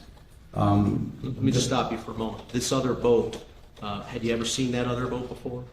No, only that day. Did you make any assumptions as to who the people were on this other boat? I have no clue. Did you see people in the water as you drove up to the area? I saw a man hanging to the boat that was upside down. Did you see on this other boat anyone who you thought might have been passengers on this boat that had been turned over? The only thing that I saw was the boat. It was crowded. It was too many people on that boat. I have no idea what's going on. I thought it was an accident that just occurred. Can you describe the way the boat that the man was hanging on to? Was it still floating or was it turned No, it was over? upside down. So that the bottom of the boat is facing up, is that right? Yes. When you see this man hanging from the side of the boat, did you recognize that person? Nope. Had no idea who that person was? Nope. Did you even know if it was a man or a woman? No, I saw it was a man. What did you do at that point? As soon as that we arrived, when they would start shouting again, shut down the engines, it was because there was somebody's missing. I have no idea what's going on. So we shut down the engines and we start drifting again with the boat. That was an accident. My friend Marlene started shouting, look under the boat, look under the boat, under the boat. Who is she shouting to? To the guy who was hanging on the boat. And just for reference, Marlene is Manny's wife? Yes, sir. Please continue. So he went on the boat, and we were approximately 50 feet away. Who went under the boat? Who went under the boat? The guy was hanging into the boat. So when he went in, he brought someone, and I jumped into the ocean right away, trying to help him. And as soon as I approached to him, he passed me the person. I have no idea who I was saving. So just to break it down a bit, when Marlene was shouting to look under the boat, what did you see the person who was hanging on to the boat do? He went under the boat right away. And after this person goes under the boat right away, what is the next thing that you see this person do? When he went on the boat, he came out.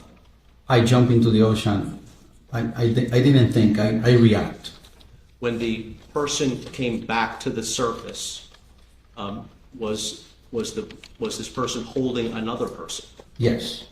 Could you tell if the person that was being held was a woman or a man, child, teenager, anything like that? When I approached to him when I was swimming and he passed me the person is when I find out it was a girl. Did you swim all the way to where the man was by his boat? Yes. And when you reached the man by his boat, what happened at that point? When he passed me the girl, when I was found out, I tried to help her in a way because I used to be a swimmer and play a lot of water polo when I was a kid, so I knew how to manage. So I put her arm into my other arm and lifted her head so she will not drown. And I was trying to swim where the other boat that was crowded, that was on the way, but the current was so strong I couldn't handle it anymore. So I was drinking a lot of water until the other boat came to me and they hacked into my right hand and took me to the end of the boat to take the girl into their boat. When you say that you were drinking water, does that mean salt water? Yes. And you mentioned another boat. Can you be a little bit more specific? There was a large boat with a lot of people on it. Are you saying there was yet another boat that approached? Objection leading. Just trying to set the stage. Go ahead. Well, I was swimming without to see where I was going specifically because I was trying to be away from the boat that was in the accident, and I knew there was a boy. The boat was coming into my direction of where I was. So as soon as he hung in my right arm, that's why right away I had a feeling that they were helping me. All right, so just again, this other boat, you said there was somebody in that boat that grabbed your arm? Yeah, the boat that was crowded full of people. Which boat are we talking about here? Are we talking about the large boat that was full of people Yes. that came to you? Yes. Or the smaller boat came to you and grabbed you? No, it was a small boat. It was not a bigger boat. Someone on that small boat came and took you by the arm, is that Yes. right? And what happened when they took you by the arm? They took me at the end of the boat, but right away I was telling, please, put the engine in neutral because I was going into the back. So I was afraid that, it was cause something else. So they grabbed the girl, Lucy, and right away I pushed myself out of it until my friends came to pick me up. You mentioned Lucy. Did you know the name of the girl that you were helping at that point? No, I knew Lucy. I knew it was Lucy the next day. How did you find out the name was Lucy the next day? When I wake up, my phone was ringing nonstop. There was a lot of people calling me because there were some friends at Ocean Reef that were at the moment that weekend. They were communicating with my wife that night she stayed because when we arrived at the Keys, I didn't want to stay at the Keys. I didn't feel good at it. So I told my wife, I don't want to stay here. I want to go home. So I went home that night around 8 and 9 o'clock, and I went to bed right away. So the next day there were a few friends calling me to asking me what happened because I didn't know what was going on. And I find out that Lucy was the Angelito Anteres granddaughter. By the way, I know them very well. They were my neighbors. So the granddaughter of the individuals that you spoke about, are they related to they're obviously we're talking about the Fernandez family, is that correct? Yes. Let me take you back to having handed Lucy off into this other boat. Yeah. After Lucy is placed onto the other boat, what did you do at that point? I pushed myself out of the boat. I started swimming in the middle until my friend came to pick me up. I was so tired. I was feeling so terrible about what's going on because it was a girl, and there's so many things that came into my mind at that time. When he came to my friend boat, they gave me water. I was so thirsty because I was drinking so much salt water. I told them, hey guys, our job is done here. We cannot do anything else. We are an hour away from home. We need to go. We have no lights, so we decided to go.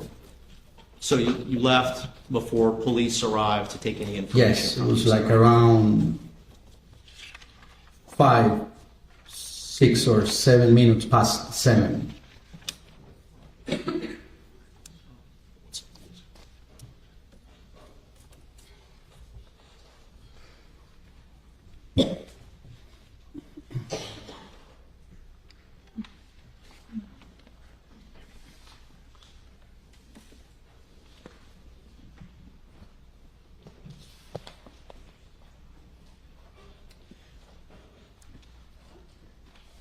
Mr. Rodriguez, did there come a point that when you learned the identity of the man that was hanging on the boat and eventually handed you Lucy Fernandez?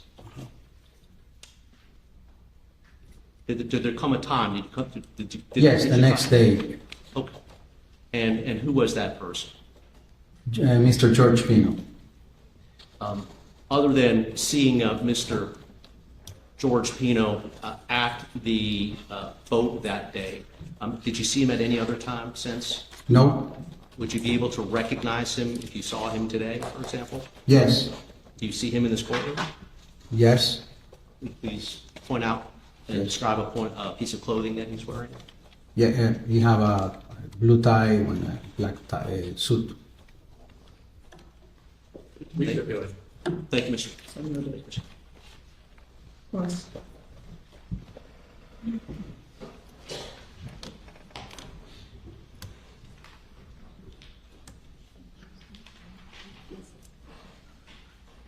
Mr. Rodriguez, Yes, ma'am. I'm sure that must have been a really traumatic event for you. Yes. Have you replayed that day in your mind over and over again? Yes. Now, the defendant that you identified here, he didn't immediately go under the boat to look for Lucy, did he? He did right away. Once you told him to. No, I didn't talk to him. It was Marlene, the one that was screaming. When he hears Marlene screaming, he goes under the boat? Yes. Were there other people nearby that were also telling him to go under the boat? Means other people who? Like other people in other boats that were yelling to him to look under the boat? We were the second boat there. There was only the boat was carrying the girls and us. I didn't see any other boat. Okay. So, in the moments that you're looking at this man, you don't notice if there's another boat with a couple of men on it telling him to look under the boat? No. Okay. Now, when you jump into the water after you see him pull Lucy out from underneath the boat, he hands Lucy to you. Yes. So you're the one that actually saves her to the extent that you get her to another vessel, right? Yes. And once she gets on that vessel, do you notice if people start trying to do CPR on her? No. Did you leave before anybody started doing CPR on her? I was not be able to see anything inside of the boat. I was in the water. Okay. And at any point in time, did the girl who you were taking from where that boat that was upside down, did she ever appear to be awake or aware of what was going on? No. No other questions. Nothing further, Your Honor. Thank you, this is excused. Thank you, Thank ma'am. you, sir.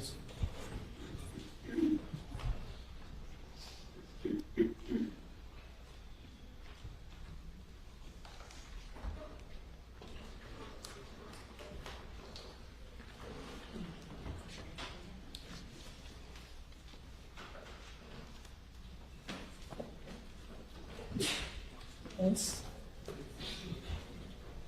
Do you have another witness you'd like to call? Yes. David Rodriguez. What was the name, sir? David Rodriguez. Thank you.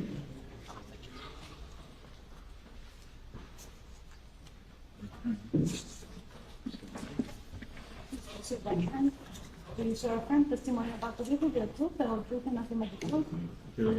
Thank you, sir.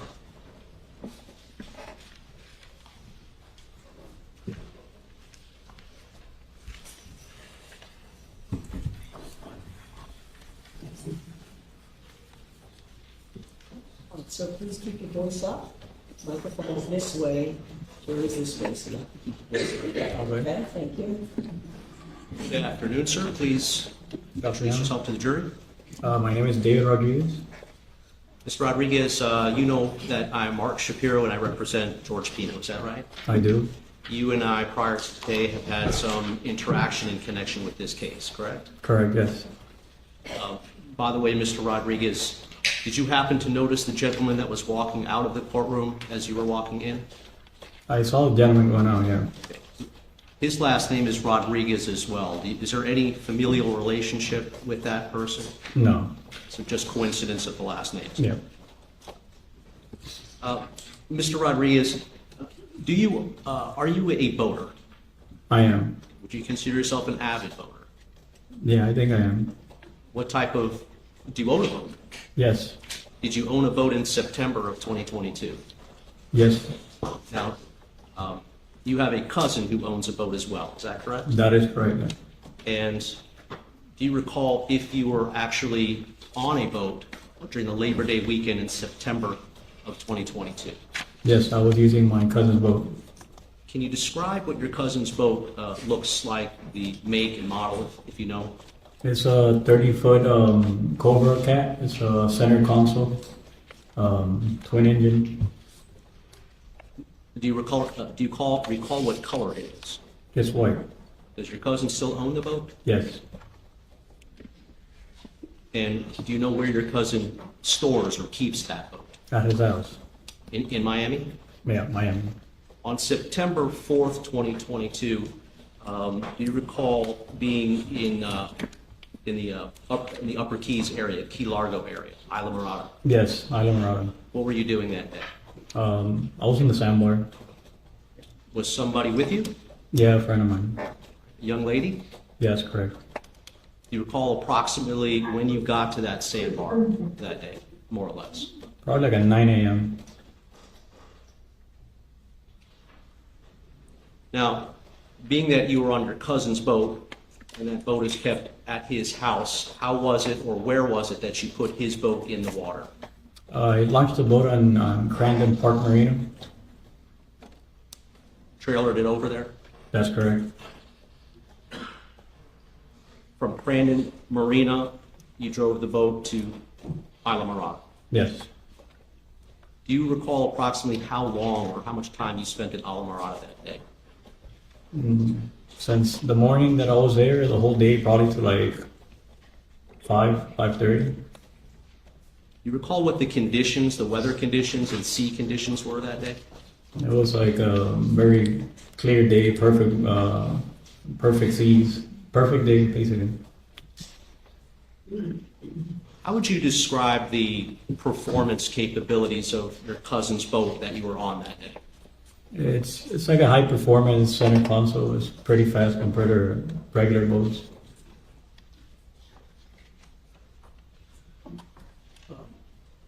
How many engines are on that boat? Twin 400 horsepower engines. What do you think the top speed is of that boat? If somebody wanted to open it up.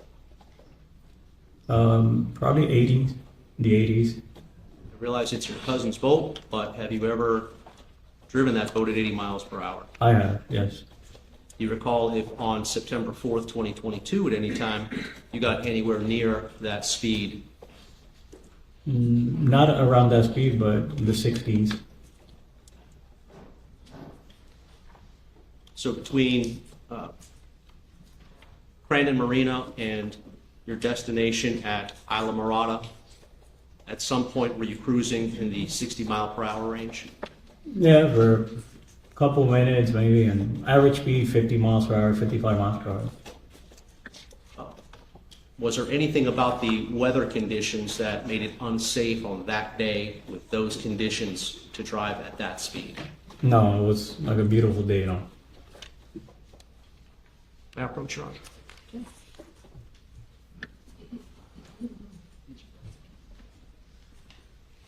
Mr. Rodriguez, I'm showing you what has been marked as Defense Exhibit A16, A17, A18, A19, and A20. I'd ask you to take a look at all of these exhibits and let the jury know if you recognize what's depicted in these photographs. Yes, that's the picture of my cousin's boat, his house.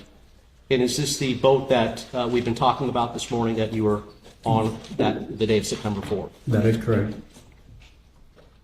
And do these pictures accurately reflect what your cousin's boat looked like on September 4th, 2022? They do. It has different motors in that picture and the date of the incident, but yeah, it's the same boat. So the motors on the date of the incident versus when these photographs were taken, what is the difference between the motors? These are more modern engines, more powerful, but that's about it. Everything else is the same. What about the color?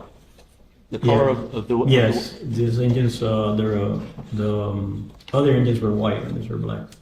So the engines pictured in defense exhibits A16 through A20 are black engines, and That's right. and the engine colors on the boat on September 4th were white. Is that right? That's correct. Yes. May I publish, Judge? Yes, you may. I'm sorry. Oh, yes. If there's no objection, I'll move these into evidence. You don't object. See what's been previously marked You can make it a for composite. if you like. identification No? as defense. A16 is now defense exhibit M. And Mrs. Mary? M as in Mary. A17 defense exhibit N as in Nancy. A18 defense exhibit O. A19 defense exhibit P. A20 defense exhibit Q.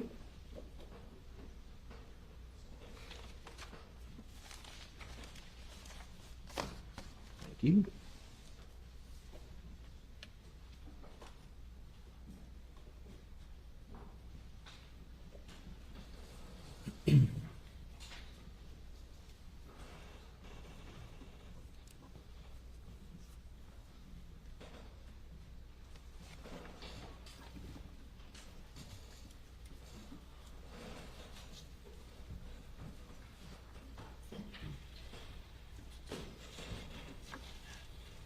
Mr. Rodriguez, these state's exhibits that you just looked at, these are pictures of the back of the boat, correct? That is correct. Defense exhibit. Defense exhibit.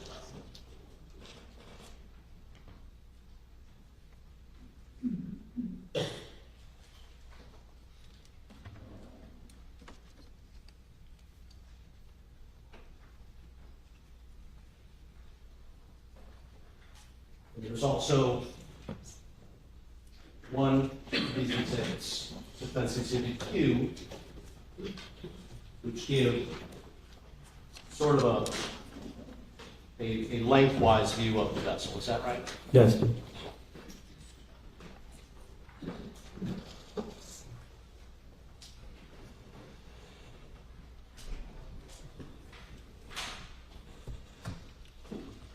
At some point that day, you and your friend decided to head back north to go home, is that right? Yes. Was the route that you took on your way back home the same route that you took on your way down to the Keys? That is correct. Yes. And what was that route? I left Crandon and I all intercoastal, went under the Carson Bridge and all the way to Isla Morada by the intercoastal on the bay side. So then on the way back, same route, is that correct? Exactly the same route.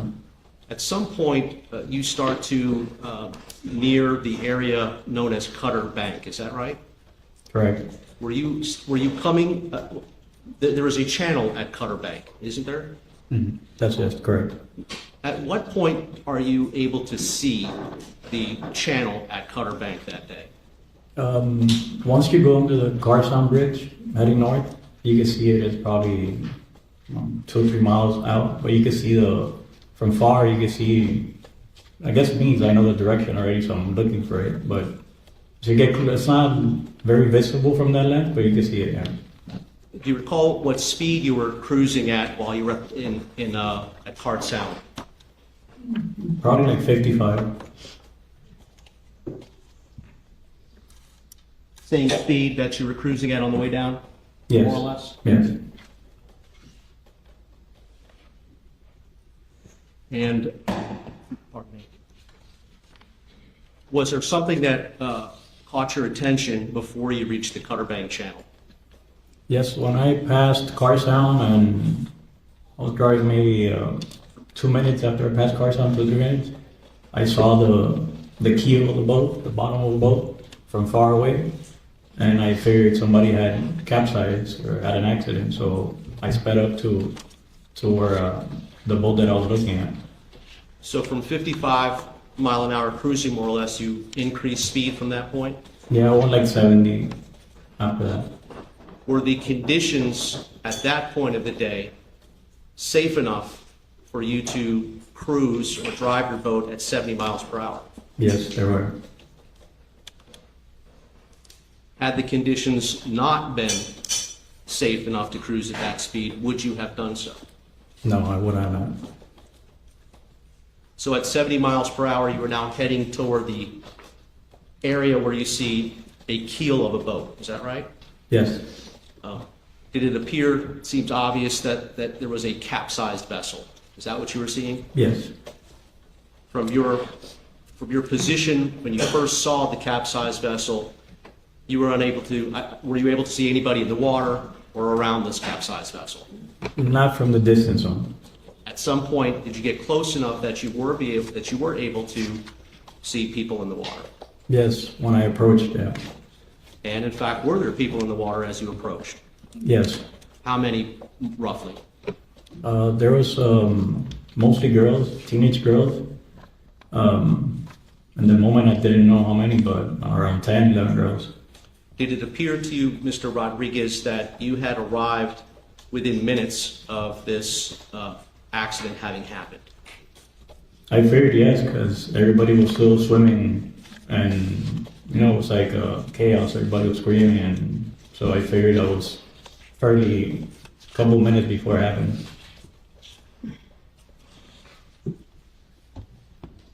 At some point, did you have any interaction with someone who later became known to you as George Pino? Not at the moment I arrived. Describe to us what you did in the moments or minutes before having interaction with Mr. Pino. When I arrived to the scene, the other girls were in the water, and there was a lady, and she was telling me that there was a missing girl. So I started, I didn't even speak to her. I just started looking for the girl, like idling in the boat, going with the current. More or less, I figured the current had taken her, so I'm idling around looking for her. Could you describe what this woman looked like, who told you that there was someone missing? I don't remember exactly her face, but I know she was bleeding. I remember the blood in her forehead. Did this female person look to be a mature woman or a teenager? No, mature woman. After hearing this mature woman say that there's someone missing, what did you do?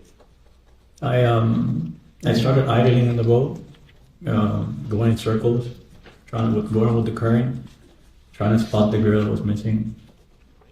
At some point, did you come into contact with someone who you believe was the operator of the boat? Yes, after the girl was found, yes. And what did you have any interaction with that person? Yes, I did. Did you at any time find out the identity of who that person was, who you believe the operator was? Yes, when I rescued him. Let's talk about your efforts to rescue this person. Okay. First of all, did you ever find out the name of this person at some point afterward? After the accident? Yeah. Yes. Or after you rescued? I think you mentioned that a few moments ago. Is that right? Well, after our rescue, I didn't know his name exactly, but I spoke to him. All right. All right. So we'll get there in a moment, but describe for the jury what was involved with you rescuing the operator of the boat. He was hanging from his boat, and the current has taken him far from the scene of the accident. So he was far away from me. I don't know exactly the feet, but maybe like 150 feet already. The current had taken him, and I saw that he was getting away, and everybody was, well, the girls obviously in the incident, and at the same time that I was looking at him, I was calling the cops at the same time. So I didn't know if somebody called cops or reported the incident. So I started heading towards him, and I told him to get on the boat. Let me stop you right there for a moment.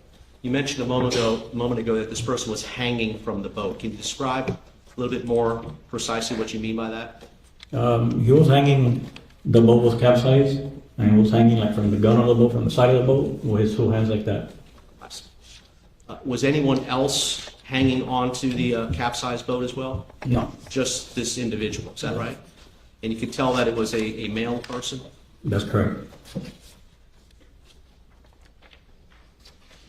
Did you have any communication, oral communication with this person? Yes, I did. Tell me about that. I was telling him to get on the boat because the current was taking him. And did he respond to you when you told him to get on the boat? at first, no. I had to kind of talk loud to him, hey, get on the boat. What was his reaction when you told him to get on your boat? He looked like very in shock. Very what? I'm sorry. Like in shock. Like he wouldn't, he was like in shock. Did it seem to you as if he was comprehending what you were saying to him? Yes, yes. And can you describe from your view, what it means to be looking like he's in shock? He was just hanging from the boat, and he was like crying. I figured it was, and some big accident happened, so I figured he was in shock, Did eventually he come onto your boat? Yes, he did. How much effort did you have to make, or how many times did you have to ask this person to come onto your boat before he finally did? Like twice, because when I asked him the first time, he didn't answer, and then I asked him again, and he was asking for if all the girls were okay. And I told him, get in the boat, all the girls are okay, get in the boat, and then he started swimming to the boat. So before he would get into your boat, he wanted to know if all the girls were okay. Yes, he did ask me about the girls. Mr. Rodriguez, I want to refer you again to these pictures of the boat that you were on that day. Is it easy to get in that boat from the water? It's really not.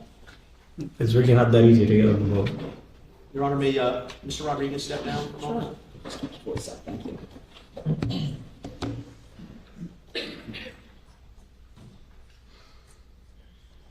Rodriguez, I'm handing you with his defense exhibit M.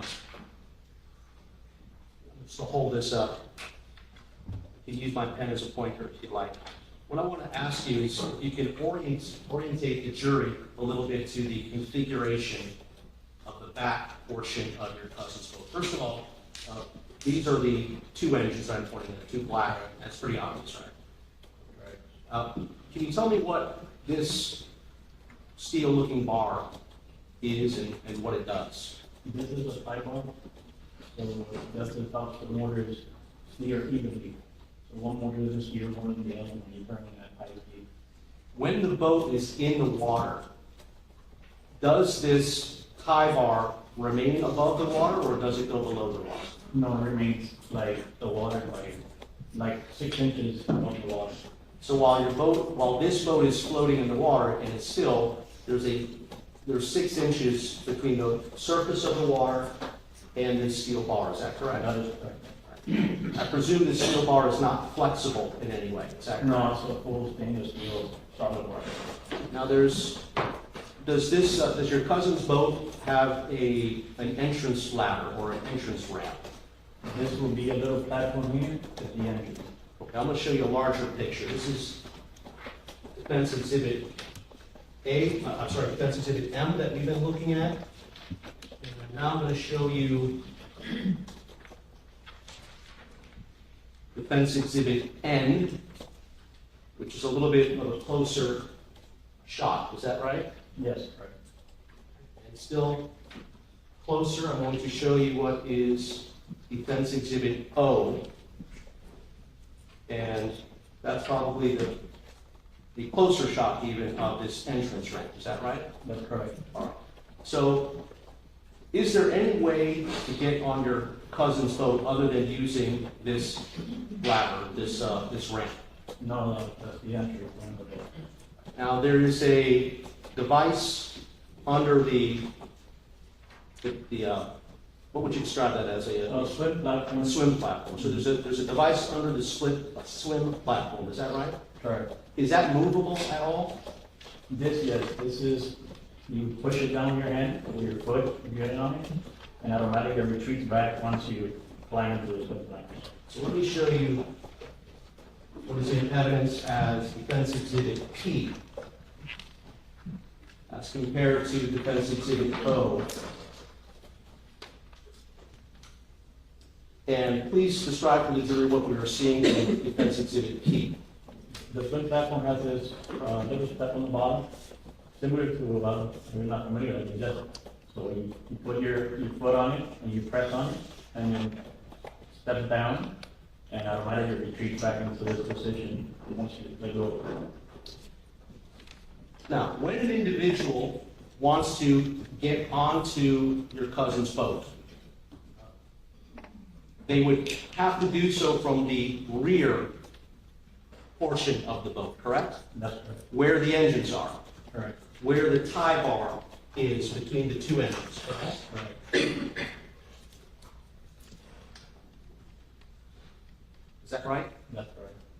Now, describe for the jury physically what a person would have to do if they're trying to get onto this boat from in the water. You have to get into the front bar, kind of like on the water, and then you have to hang, like in deep water or wherever, you have to hang from your hands. You see how two little handles here, like two little holes in the swim platform? So you grab there very tight with your foot, and kind of you gotta be strong so you get up because you don't have an actual grab bar. So what you're saying is that, oops. What you're saying is that once the step is deployed, there's no grab bar on the hull of the boat itself anywhere. Is that right? So is it an awkward angle to grab anywhere on the deck in order to lift yourself up? And why is that? Because your body, you're putting yourself, and then you're here. And you gotta put yourself kind of up, and then grab into the top of the boat. But first you gotta put yourself up. But yeah, it's kind of a little hard to get. Are you familiar with ladders getting into other center console boats, for example? Are there typically easier ways to get into boats? There are. This is not one of them, is that right? No. Do you have any idea why this step, this deck here is designed this way for this boat? We did it, it was like a more sporty look, so that was the reason for the look. Okay. So you gotta be, there's a method then in order to get into that boat. Is that right? That is right. You may return to your seat. At some point, did the operator get onto your boat or your cousin's boat? Yes, he did. And how did he get on the boat?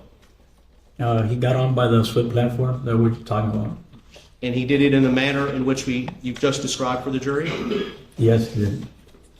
Was the operator able to negotiate the steel bar between the two engines? Yes. He did that successfully? Yes. Was he able to deploy the step on the swim platform? Yes, I gave him instructions how to get in but he did it after I told him where the step was. So he followed your instructions that were given? That is correct. And was he able to physically leverage himself onto the swim deck as you described to the jury a few moments ago? Yes. Now, once this individual is on the swim deck, again, as depicted in Defense Exhibit O, how was the individual able to get into your boat? Yeah, once he got in the swim platform, he pushed himself up. He just stepped into the boat. Did you observe any difficulty that this person had getting into the boat? No, I didn't. Did you notice any difficulty that this person had swimming under the steel tie bar as he was approaching the ladder? No. Did you notice any difficulty that this person had getting onto the swim deck itself before getting into your boat? No. Once this individual was inside your boat, did you notice, did he have any injuries? Yes, he had a cut in his head and he was bleeding. Once he came into the boat, that's when I saw it. Do you recall whether you or your friend that was on the boat with you, do you recall if anybody gave this person any first aid for the cut on his head? Yes, I did. Please tell the jury what you did. When he stepped into the boat, he was facing me, obviously, and I didn't see any injuries. So I checked him. He was kind of like nervous. So I checked him and I turned his head around and he was bleeding in the back of his head. What type of first aid did you provide once you noticed he was bleeding from his head? I had a towel next to me and I put the towel on his head and put pressure on it. Did you attempt to clean the wound? Yes. How did you do that?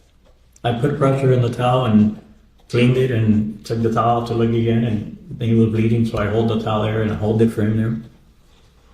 Were you able to resolve the bleeding at that point? After, I'll say like 5 minutes of me holding his towel, the bleeding slowed down.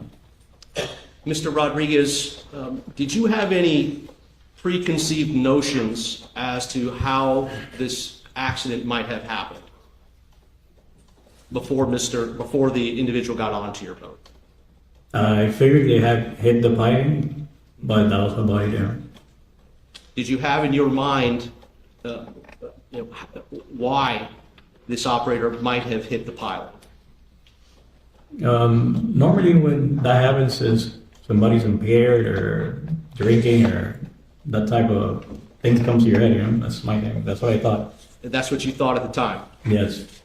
With that in mind, were you making any sort of specific observations to either confirm in your mind that this person was impaired by something or to discount that altogether? To be honest, I did. And what did you do? When I was cleaning him, I got really on purpose close to him because I figured he was probably drinking and I trying to smell something, I guess, just to be curious. And that's what I did. Did you notice an odor of alcoholic beverage coming from this person? No, I did not. Did this person appear to be unsteady on their feet while they were in your boat? No. And were you speaking with this individual? Yes. And was this individual speaking back to you? Yes. Did you notice if this individual had slurred speech? No. Was there anything about this individual, after paying attention to him for this reason, that led you to believe that he might have been impaired by alcohol? No. At the point that this person was on your boat with you, had any police vessels arrived? No. In fact, you had to call just to make sure that someone in fact called the police, is that right? I asked, after I got there, other boats started getting there, and there was like a commotion going on. So I screamed, asked anybody call 911, and everybody was like, not answering, so I called 911. Do you recall at some point that day a helicopter flying overhead? Yes. And how long after you brought the individual onto your boat did you notice the helicopter overhead, roughly? Roughly like 15 minutes. And this person remained on your boat with you and your friend for 15 minutes? And more than that. For those 15 minutes between the time that he got onto your boat to the time that you saw the helicopter. He remained on your boat at that point. That is correct.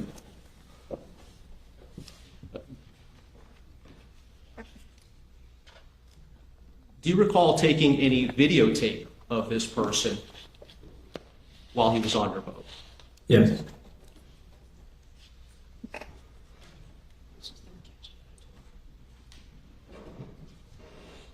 Mr. Rodriguez, you and I met earlier today so that I could show you what a videotape or what a video was on this particular thumb drive. Is that right? That's right. Yeah. Did you have a chance to look at this video and view it for yourself? Yes. I'm handing you what has been marked as Defense Exhibit A15 for identification purposes. How do you know that this is the thumb drive that you viewed with me earlier today? I State did. has no objection to it just being admitted. Okay. No objection. Let the clerk mark. A15, mark for identification, now defense exhibit R. Thank you.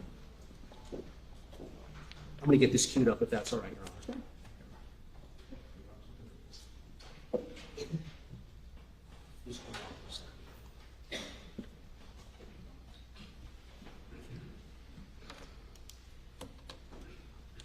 Mr. Rodriguez, do you recall what your reasoning was or why it was that you took videotape?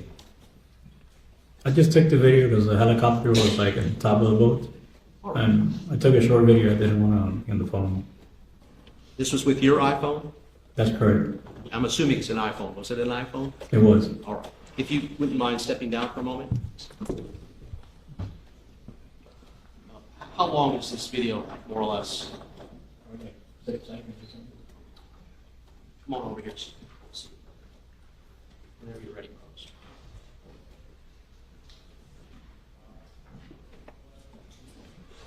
Hold on right for a second. Can you move that? Just quickly, Mr. Rodriguez, just follow up what you said earlier today. The engines in this picture are white. Is that right? And that's the only difference between this boat. Correct. The only difference is between the boat as it was then, Correct. September 4th, and then as it is when those pictures were taken. Correct. That's it. All right, go ahead. One other thing. You see this boat in the background here? Mhm. Is that a yes? Yes. Did you know any of the individuals on that boat? No. Did you have any interaction with the individuals on that boat that day that you recall? I don't recall. I don't exactly remember the boat, but it's a similar boat to the one that got next to me when we were looking for the girl that was missing. This is the video that you.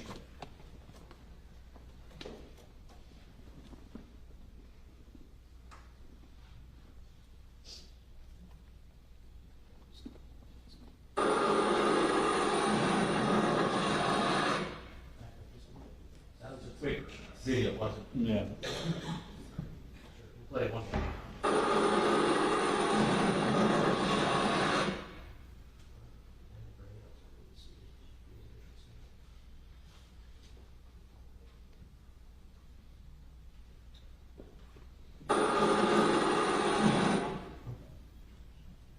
Mr. Rodriguez, the individual that is standing in the video in Defense Exhibit R, that's the individual that you rescued from the water, is that correct? Yes. Do you see that individual in court today?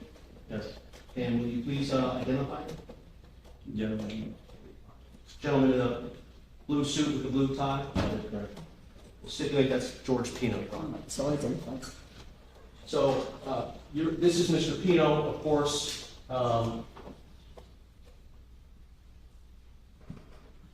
In addition to the head wound that you mentioned earlier, were there any other injuries that you noticed?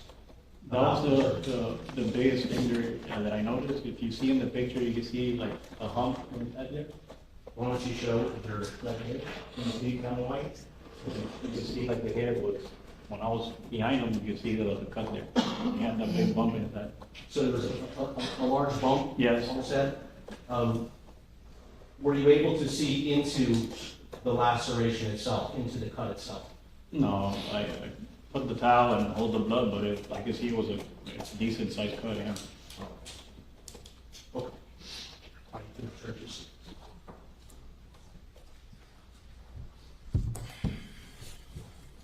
and again, the video, the timing, from a timing perspective, that helicopter had not yet evacuated anyone at that point, is that correct? No, Do you know if that helicopter ever evacuated anyone from that accident scene? not the helicopter. There was an evacuation, how? The helicopter dropped a first responder, I guess, paramedic, and they left on a boat after that.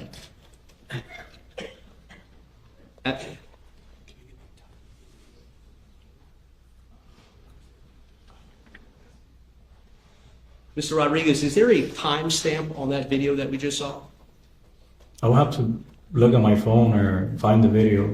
That was a while back. Okay. Do you have your iPhone with you today? Yeah. Judge, may I ask the witness to look for that? Just double check on mistake.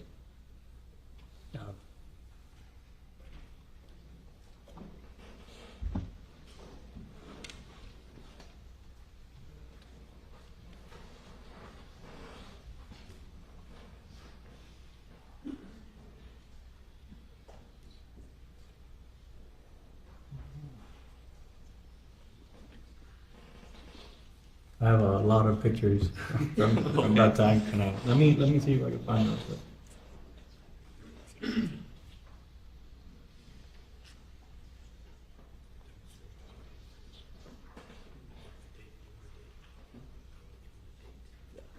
That's September 4th, 2022, of course. I have the pictures here for the date, but I don't know why it's not giving me the correct time. It's saying I took the picture at 10 a.m. and it's obviously in the afternoon. All right. Well,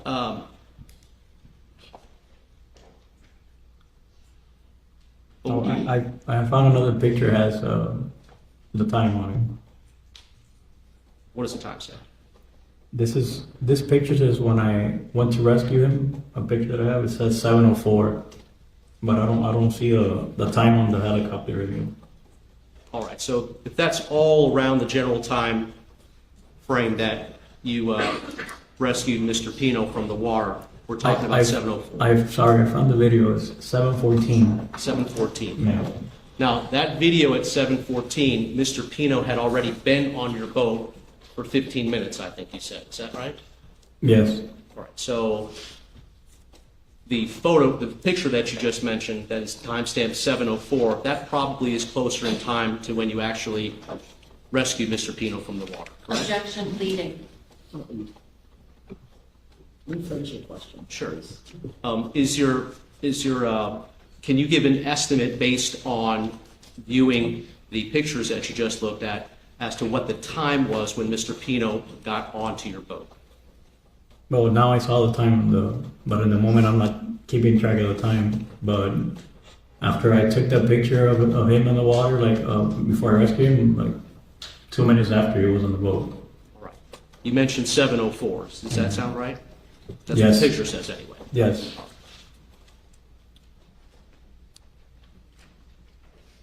At some point that day, did you deliver Mr. Pino to a police boat? Yes. And after delivering Mr. Pino to the police boat, did you have any further involvement that day with this accident? No. Stand by.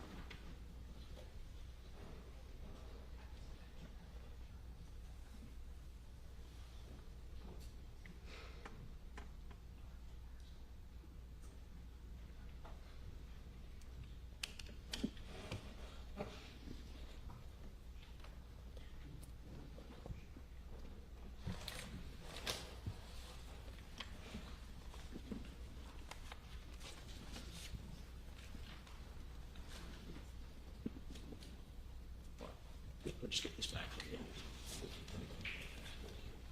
Thank you, Mr. Rodriguez. I don't have further questions. Else? Let me ask you, Ms. Adams, Yes. can you give me an approximate idea? 3 minutes Oh, ish. okay. Hi, Mr. Rodriguez. Hello. I want to ask you a question. When you were scrolling through your phone, can you go back in your photo log to the different images you took from that day for us? Yes. Okay, would you do that?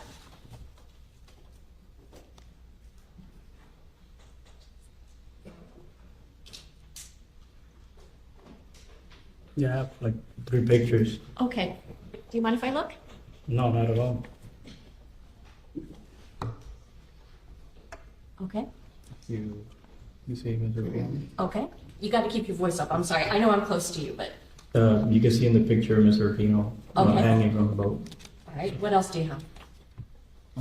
I have another picture. This is the video you just watched. Yes. This when I was on standby. And this is the other picture, basically the same, just different angle. Okay. Your Honor, I want to just for demonstrative purposes, see if you can show that image, please, to the jurors. Okay. May the witness step down? Yes. And we'll probably have to do it twice because your phone's not humongous, okay? So why don't you show the jurors the photograph that you took? And is it possible to see where the person that was holding onto the boat is? Can you, stretch it out so it can be seen?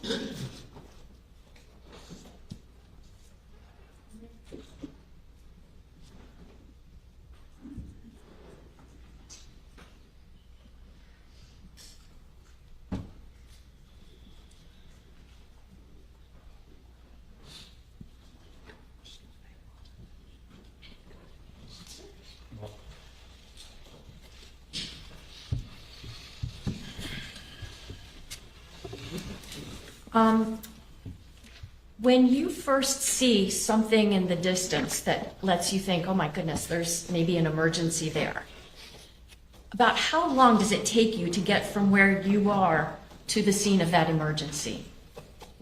5 minutes.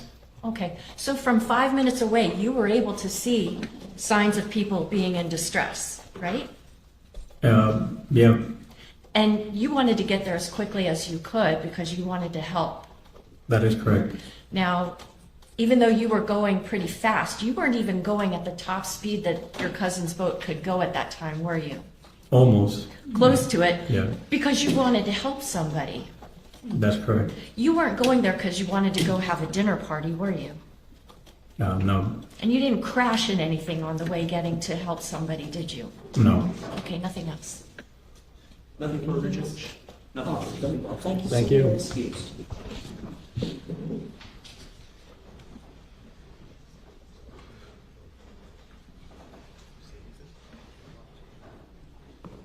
All right, ladies and gentlemen, we're going to take our lunch break at this time. Please put your notepads inside your envelopes.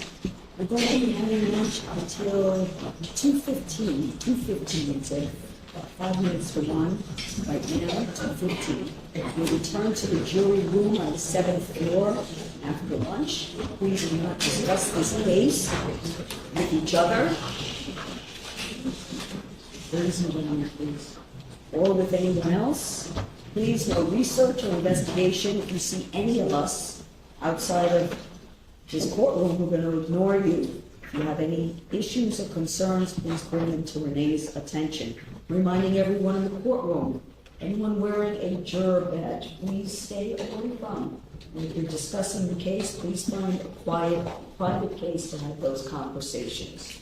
All right, very well. We'll see you at 2:15. If you'd all wait in the courtroom just for a moment for the jury room.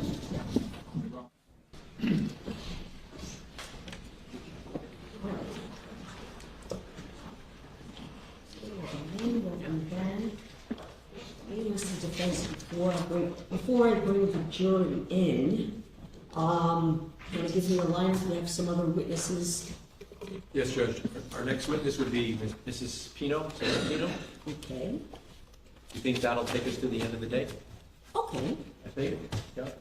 And then tomorrow, we would have medical Dr. Barrett and Mr. Mescalato, who we didn't examine. There may be a logistical issue with him that we would discuss in terms of whether he can appear remotely. It's a 5-minute examination if he can do it remotely. And there may be additional witnesses, but we expect that we Probably would wrap go up for tomorrow. as well. We would wrap up tomorrow. Okay. Okay Yeah, then. before the next witness takes the stand, I wanted to bring to the court's attention that, I think it was on June the 5th, I had filed a motion for an order in limine regarding some photographs that I had gotten, I think it was the night before or something, and I believe some of those photographs the defense wants to introduce with this witness. Yes. I've identified a number of them. The majority of the photos that they have, tell you what, you take your podium, I'll take mine. Oh, sorry. No, it's okay, you're fine. So I can tell the court that they are defense A25, A26, A24, A29. Hold on.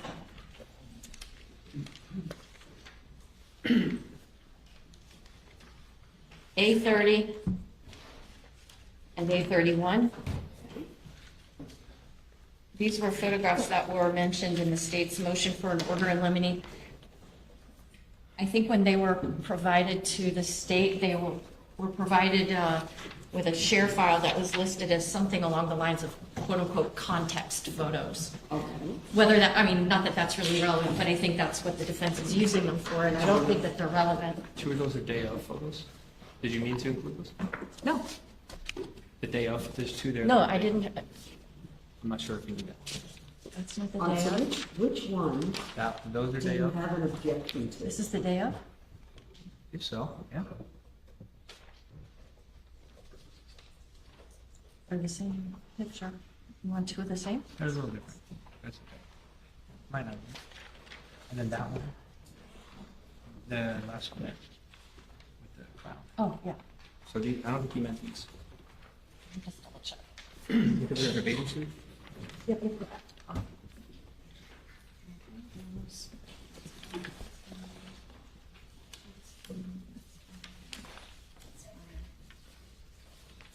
Judge, the 2 that I would object to actually are defense A25 and defense A24 and defense A26.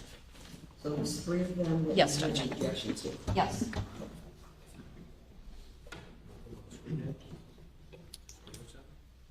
They're not. All right, so A25, A24, excuse me. I have to, can I see it? Yes. Judge, these photos, these three particular photos are context photos in the sense that testimony has already come out in this case about the relationship between the Pinos and the girls that were on the boat, and the Pinos and the Fernandezes. And these photos just corroborate that testimony, just like the state, through their witnesses, introduced photographs that corroborated testimony of their witnesses and videos that corroborated testimony of their witnesses. These are a limited amount of photos. We're not bringing a cavalry of 100 photos that show how close the families are. It's 3 photos, and it just corroborates that testimony that's already out in the trial and that we presume will come out through Mrs. Pino. That's it. And go ahead, sorry. Well, I'll let you go, and the relevance of it is the Miller case. I'm assuming that Your Honor wants the relevance of it. In the Miller versus State case, in looking at the mens rea element, the people on the boat, the relationship between Mr. Pino and his family and the people on the boat is relevant for the jury to consider in determining how he acted, what was in his mind that day. For example, in Miller, the court said, how could it be logically inferred that I have the direct quote right here, actually. Let me just read you from the case. Could you tell us the site, please? Yeah. Miller versus State, this was cited in our motion to dismiss. It's 75 Southern 2nd, 312, Florida Supreme Court, 1954. I'll just read it to you. Can it logically be argued that with the defendant's wife and baby sitting in the front seat by him, that his act in pulling out of the line of traffic was gross and flagrant and evinced a reckless disregard of human life?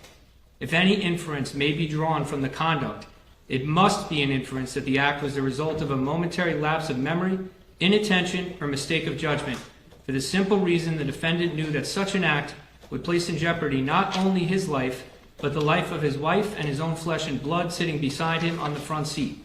This is not the kind of situation where the alleged gross and flagrant act endangers only the life or safety of another, and where the actor and his loved ones would remain unscathed, such as would be the case of firing a gun indiscriminately down a busy street, as suggested in the state's argument.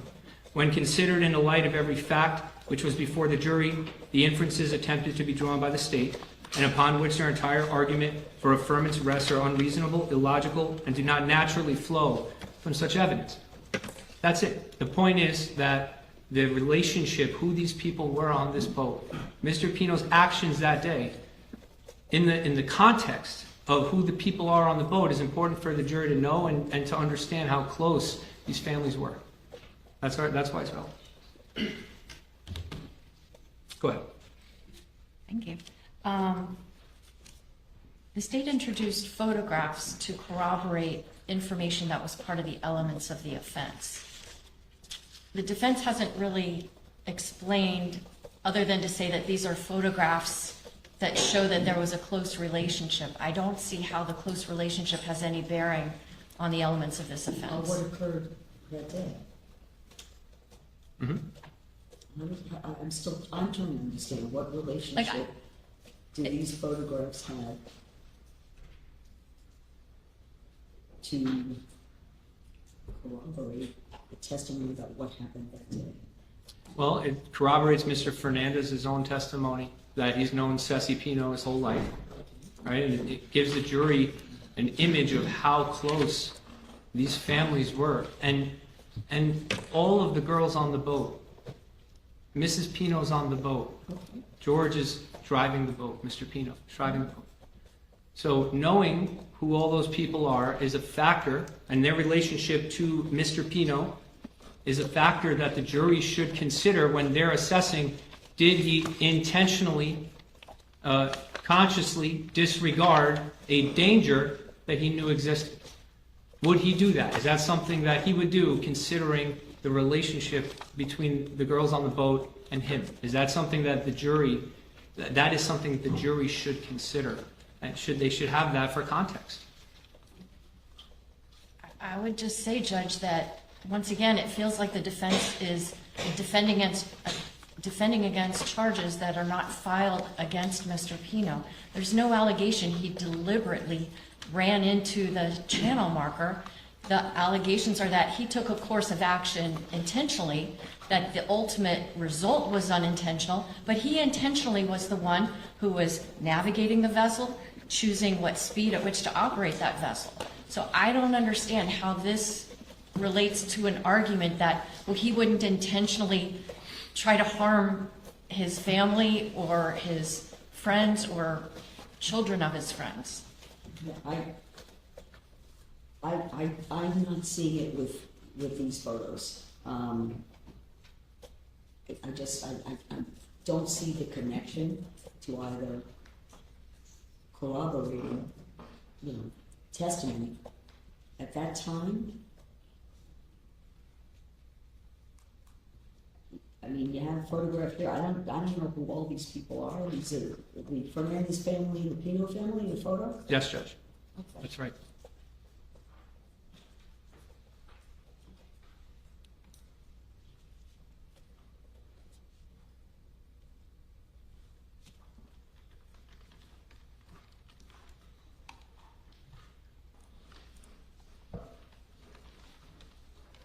And I would also point out that if they were to introduce those photos, it may open up a door to me bringing out some information about how the Fernandez family feels about the Pino family at this point in time, and why that photograph is no longer an accurate depiction of their feelings toward the Pinos. So there's that.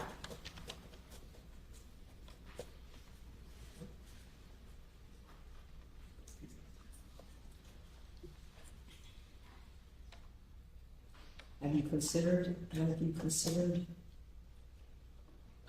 Well, our position would be that it wouldn't open the door to that, because what's relevant is what's in Mr. Pino's mind. We don't know what's in Mr. Pino's mind. But the jury has to determine that, right? Because there's a mens rea to this. So the jury's sitting there and they have to look at the evidence, judge, and determine what was in his mind. This gives them the context At to the do time it. of the Yeah, events. exactly. So anything after that, how people feel about him now or anything like that wouldn't help the jury decide what was in Mr. Pino's mind that day. I'm still having trouble with the connection. So I'm gonna 824 and 826 denied. I'll think about 825. I'll think about it. I'll reserve on 825. Your Honor, when Your Honor is saying denied, does that mean that this court is going to sustain the state's objection to them being Yes. admitted? Yes. Okay. They're not gonna be admitted, because they're on a motion. I'll reserve right now. I want to hear the testimony.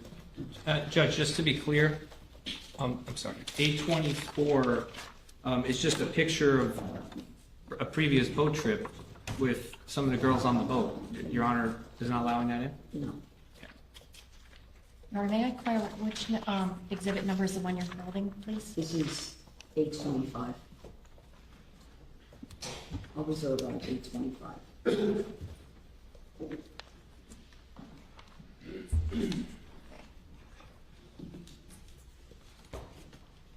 And when we get towards the end of the testimony, then I'll readdress it in sidebar. Well, I would get into that earlier, I think. Excuse me? I was going to get into that earlier in the testimony. I could wait till the end of this to get to it.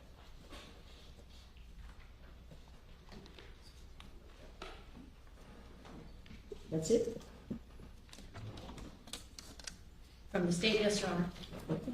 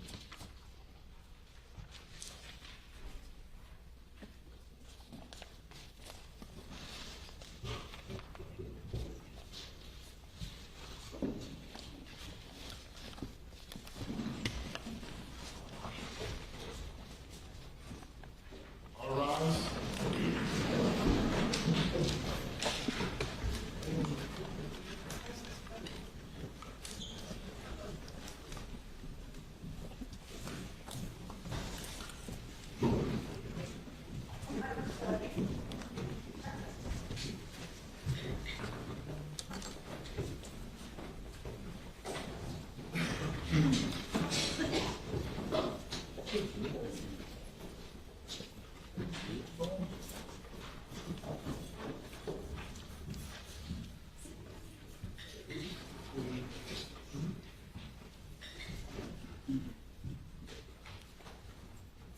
right, everyone please be seated, thank you.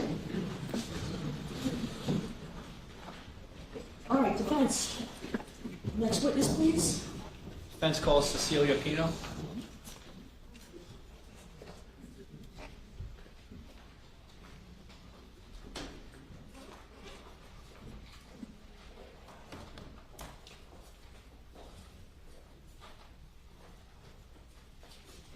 Please be sworn. Do you solemnly swear or affirm to tell the truth, the whole truth, and nothing but the truth? Yes.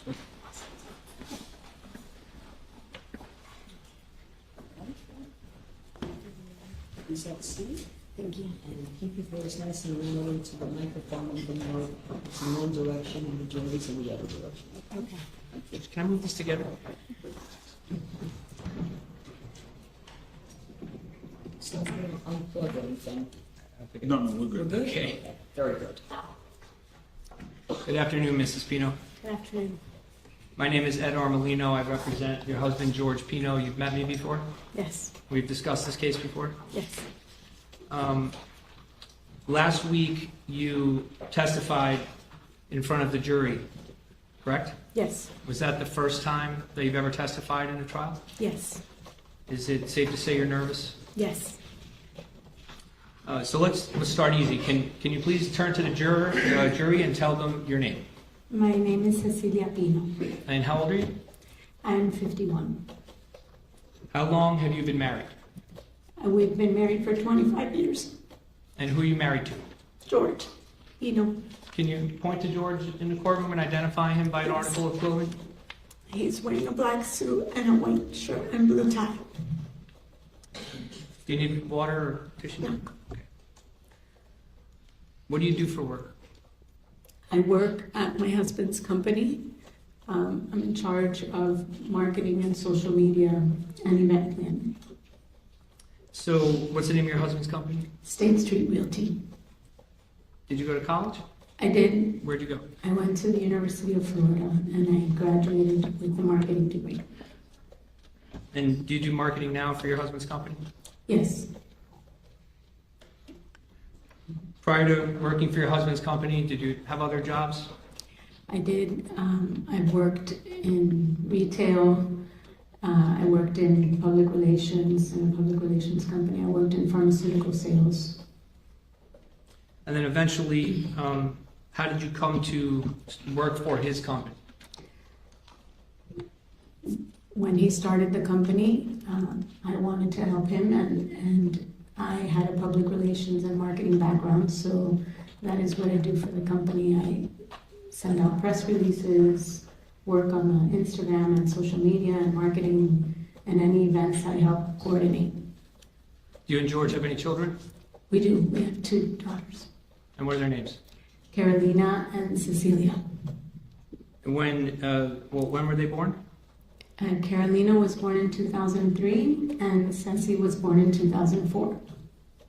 When they were born, did you take any time off work, or did you work through that? How did that work?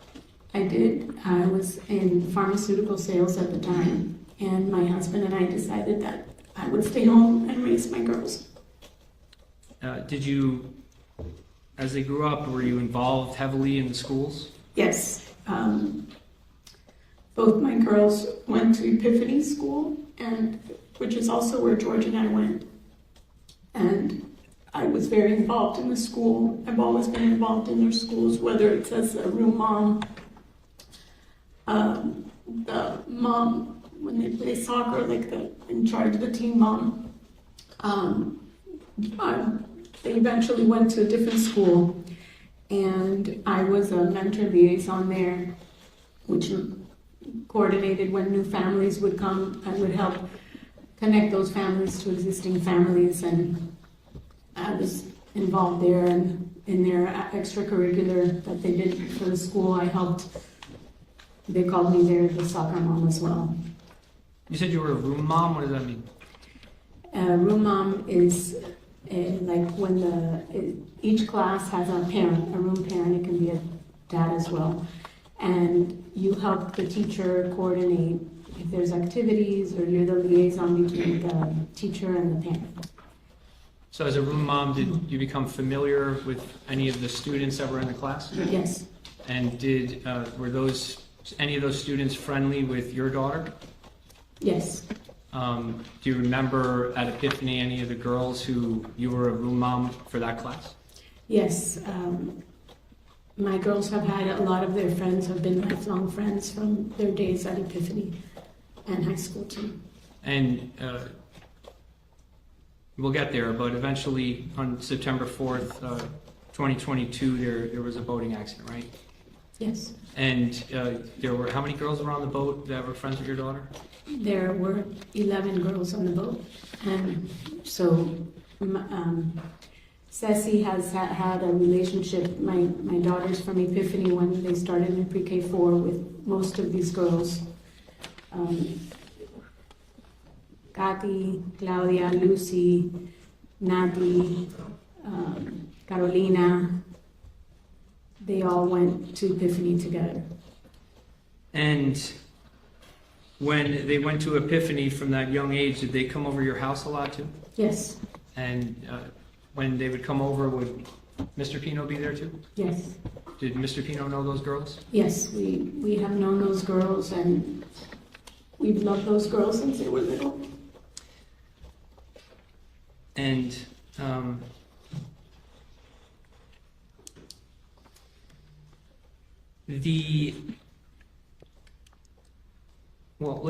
let's talk about your husband a little bit. Mhm. You said you were married for 25 years. Yes, So where did he go to college? George went to FIU. And what did he do after that? Objection relevance, Your Honor. Oh, George has always had, he's always worked, and after college, he got into property management. And property management is, you have like a big business park, commercial. He worked for a company, and he was a property manager for that company, so he was in charge of making sure the landscape was maintained, the buildings were maintained, making sure the tenants were happy. If they needed the building painted, they would let him know. So he was very good at building relationships with people. Eventually, that company had a real estate division, and people saw him, and they kind of brought him over to the real estate division, and that is how he got involved in commercial real estate. And he's loved that job. He's very good at it. He's a people person and a very hard worker. And he opened up his company in 2011. So he opened that company up after he learned the ropes first through Yes. the years? Yes. Okay. On September 4th, 2022, were you and your family members of the Ocean Reef Club? Yes, we were. And how long were you members of Ocean Reef Club? We've been members of the Ocean Reef Club since 2004.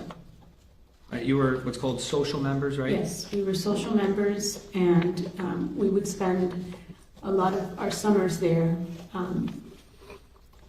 We would go there. We actually found, George found a house that they rented to us for, I think it was like $1,000 a month, and we would go there for, but it started first just going weekends, and then we eventually started going, we'd rent for like 3 months. And George would commute back and forth, because the commute wasn't even as, it was sometimes better than our Kendall home too. Let me stop you. Okay. So you said George, meaning Mr. Pino, would commute to Ocean Reef Club and then back to your home? Yes, And your home was in Miami-Dade? yes, And was Mr. Pino working through the No. summer while that was happening? yes. What I meant is he would sometimes commute, like while the girls and I, if we were there in Ocean Reef, he would commute from Ocean Reef sometimes to work, because the traffic is sometimes better, that was faster that way than from our Kendall home to Doral. Okay, so depending on where he was going then? Yes, yes, but we would spend the summers there, and, you know, my friends would laugh because he would, when he would take off time, it would be, they would call it Camp George. And he's always been very active, very involved with the kids. He loved to plan, you know, today we're gonna wake up and we're gonna play pickleball and tennis and we're gonna go on the boat and we're gonna go snorkeling, and I'm more like, I like to just relax and read a book or something, and he was always been very active and loved to do any activities that were going on. So you mentioned a boat. The blue boat, I think.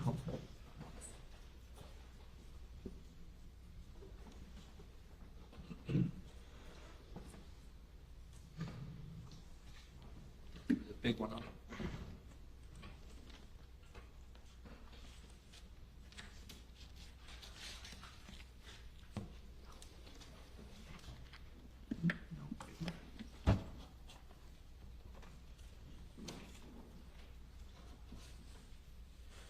It's not it? Okay. Yes.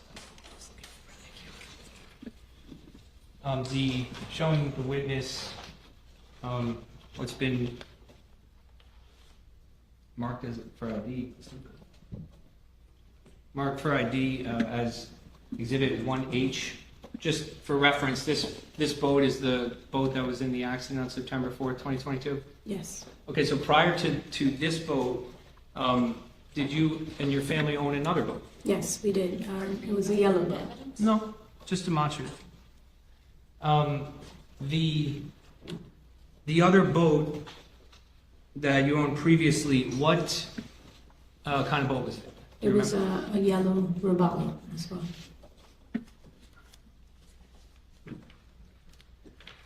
Showing the witness what's been marked for ID as Exhibit A22. Well, showing, the state, yes. Showing the state. Now showing the witness what's been marked as A22. Mrs. Pino, take a look at that. Do you recognize that? Yes, this is our yellow boat. Is that the boat that you previously owned to the blue boat? Yes. And you've seen this picture before? Yes. So to offer A22 into evidence? No objection. With an objection. A22, marked for identification, defense exhibit S.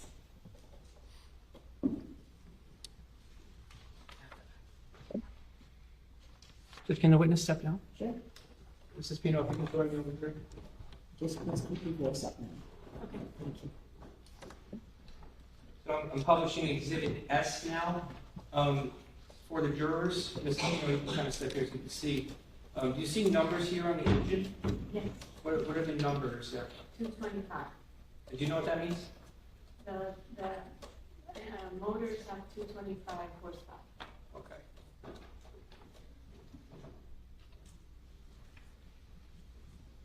Thank you.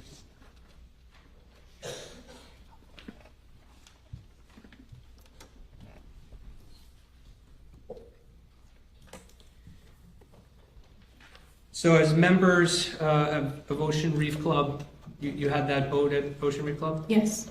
As members there, did you oftentimes vacation with some of your friends? Yes, we Like who? we had a lot of friends that were members, and Andy and Melissa were members, and we would see them there in the summers a lot, and that's really where the girls hung out a lot. And we would always take friends. We always had girls with us, and a lot of the parents of the girls would also attend Ocean Reef, and we'd see them there and hang out with them there. Okay, and for clarity, when you say Andy and Melissa, you mean Andy and Melissa Fernandez? Correct. And when you say the girls, who are you referring to? Are they kids, adults? Lucy, Ceci, Katy, Coco would come with us. All the girls we've taken there before. Okay, and on any of these trips, is this where it would be kind of like Camp George, like you said? Yes.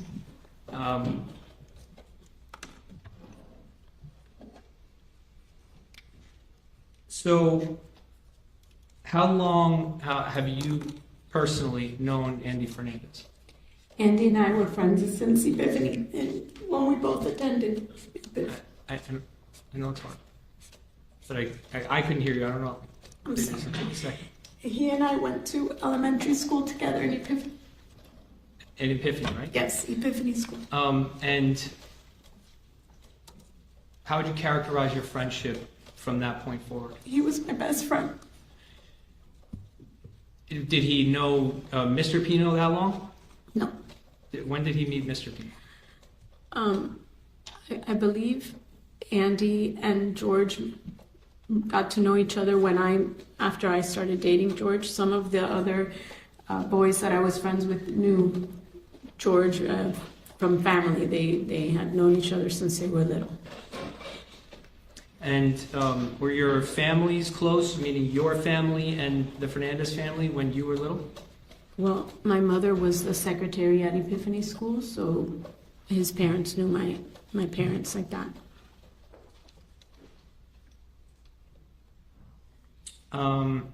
What about through high school and college? You guys remained friends? We were very close through high school, all through college. Andy read at my wedding. We were always very close friends. Your families would vacation together, correct? We would Just see leaving, Your Honor.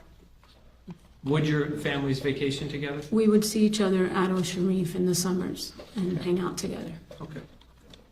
I'm going to fast forward a little bit now Mhm. to the weekend of Labor Day in 2022, okay? You remember that weekend? Yes. So what was the plan for the weekend?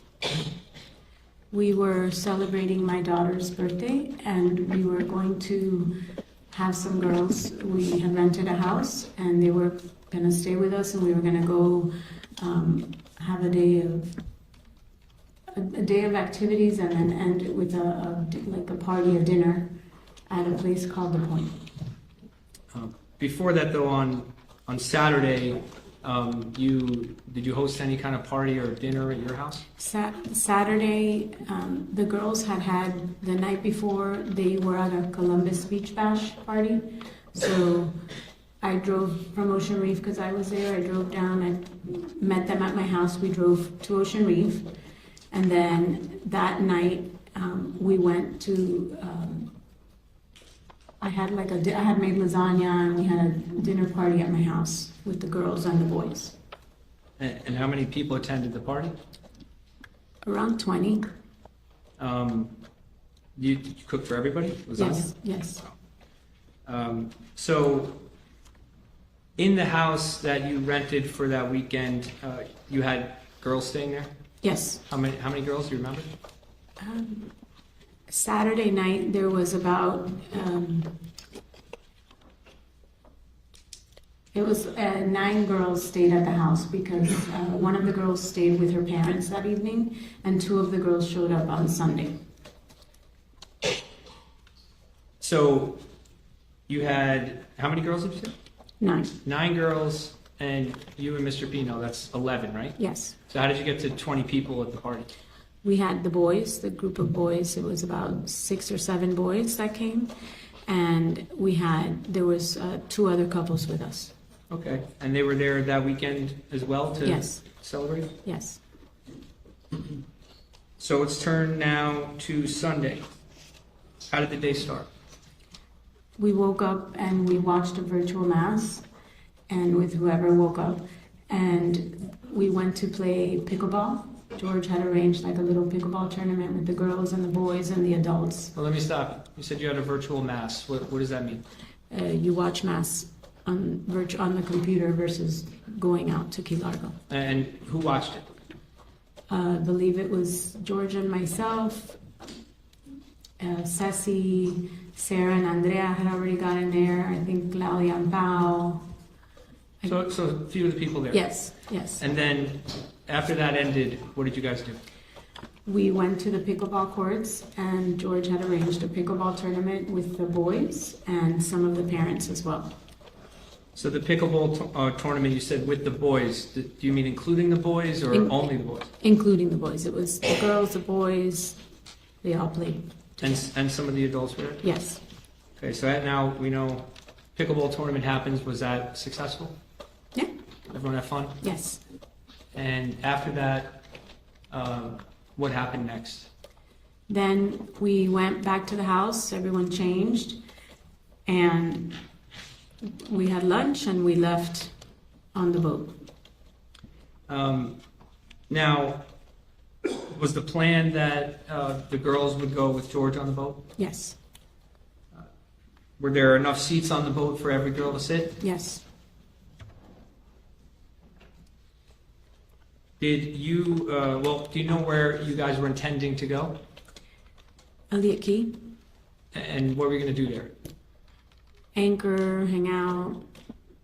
When you say anchor, you mean like at a sandbar or something Yes, like yes. that? And did you prepare anything to bring to the sandbar? I always make sandwiches and I take chips. Did you pack any drinks? I did not pack any drinks. But there were drinks on the boat? Yes. And yes. do you know who packed the drinks? I believe George and his friend. And those drinks included alcoholic drinks? Yes, And you knew that everyone there at the sandbar was going to share a few drinks or whatever, right? yes, yes. Now, do you know how many people in total were at the sandbar? 36, I believe. Did you actually prepare a list of the people you recall being there? Yes. Judge, may I approach? Yes. Showing the witness what's marked I don't as... object to being admitted, Judge. No object? Okay. Offer defense A21 into evidence. A21, my friend D now becomes defense exhibit T. I'm showing the witness defense exhibit T. Mrs. Pino, is this the list that was prepared of the people at the sandbar? Yes. And how many girls were there at the sandbar? 13. And how many boys? 8. And when we say girls and boys, what do you mean by that? Like non-adults The teenagers, yes. or under 21? Yes. Okay. And then where it says adults, how many people were at the sandbar? 15. And were all, to your knowledge, these people sharing in alcoholic beverages at the sandbar? Yes. So I'm just going to publish this quickly. See this list?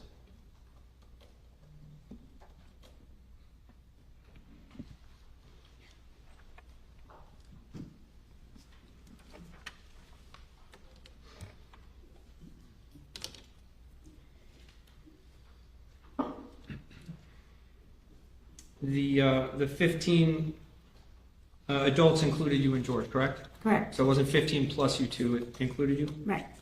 Okay, it also included Andy and Melissa were there? Correct.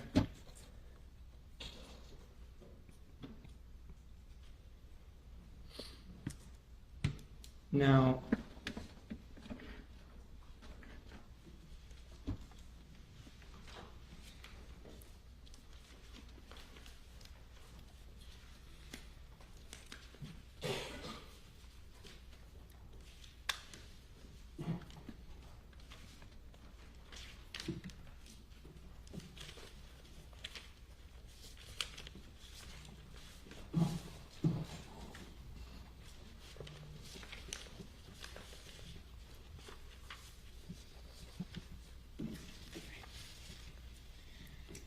at the sandbar, you testified, I think last week you had 1 to 2 Prosecco's and, how do you say it? Chambord. Chambord. What is that? A liqueur. Like a flavor thing? Yes. So when you had those 1 to 2 drinks, did you yourself feel impaired? No. Did you feel like you were buzzed? No. How long were you there at the sandbar? 2 or 3 hours. Now, at the sandbar, do you know if Mr. Pino was drinking alcohol? I didn't see him. Why didn't you alcohol. see him? I just didn't. When we were there and I was hanging out mostly with the wives, I didn't notice if he was or wasn't having.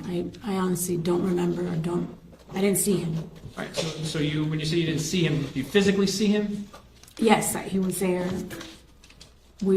Everybody was together. It wasn't, I know he was there. I just don't. And let's go back to the list. Have that list back.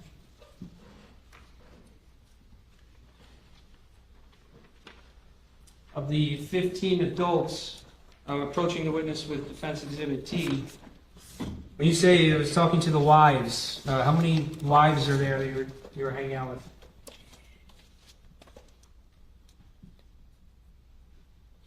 5, 6 women. Okay. Can you say their names? Yes. Lourdes, Margie, Tiffany, Melissa, Kelly, and Kelly's friend. You and George would go to sandbars often, Yes. and when you would go, would this be common for you to hang out with the wives and George to hang out elsewhere? Yes. So,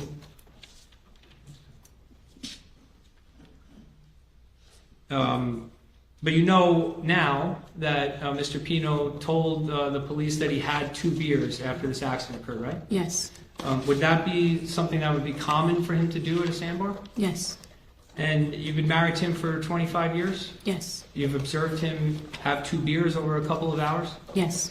When he does that, does Mr. Pino seem drunk to you? No. Does he seem buzzed? No. Before leaving the sandbar, you both got on the same boat, correct? Yes. And you actually, did you sit next to him? Yes, I did.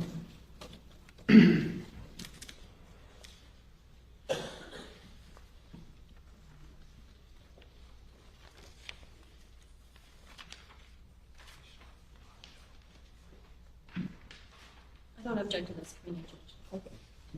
No objection, Judge, to offer 827 and 828 into evidence? 827, mark for identification, now defense exhibit U. 828, defense exhibit V, as in Victor. So I'm showing you U and V, defense exhibit U and defense exhibit V. Are these the same exact photo? Yes. What's the difference between the two? Why are they 2 different exhibits? This one looks like if it's from the phone, and this one is just zoomed in. What do you mean this one is from the phone? This one has the date and the time. Why don't we go and show the jury if that's okay with the court? Thank you. So I'm going to sit so I can get closer. Okay, so you got 2 photos here. Are they the same photo? Okay, so why are they 2 separate exhibits? What is that? I need you to keep your voice up, I'm sorry, I can't hear you. This one has the date and time, here, and that one is just So that time on exhibit U on the top left there, what does that time say? 80. What does that time reflect? The screenshot? Yes. Okay, and then what is this date here? September 4, 2022? Correct. What is that? The date. Is that the date the picture was taken? Yes. And then what about that gray time there underneath that? What number does that say? 6:30. It says 1831. It's not, but it's 6:30. That would be 6:31 p.m.? Yes. Okay.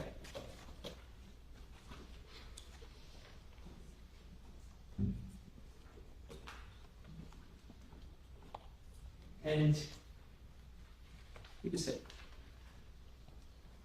Mrs. Pino, that's you on the left there, Correct. and the person there with the white hat, who's that? That's George. That's George.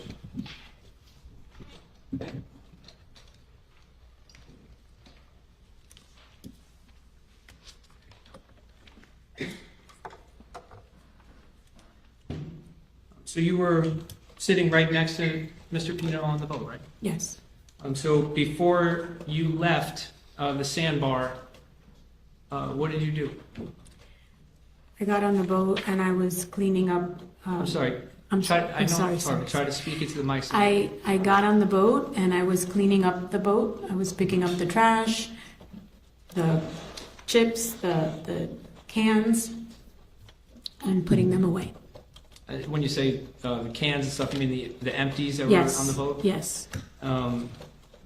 And that's before you Mr. Pino actually drove away from the sandbar? Yes, that's correct. So at some point, did Mr. Pino come onto the boat? Yes, And when he did, before you guys sat in your seat, did you interact with him? yes. And you yes. observed him up close? Yes, And did you believe that he was impaired by alcohol? no, And if you did believe that, would you have let him drive the boat? no, I would never have. Why not? Because I would never put myself or any of those girls at risk. And one moment.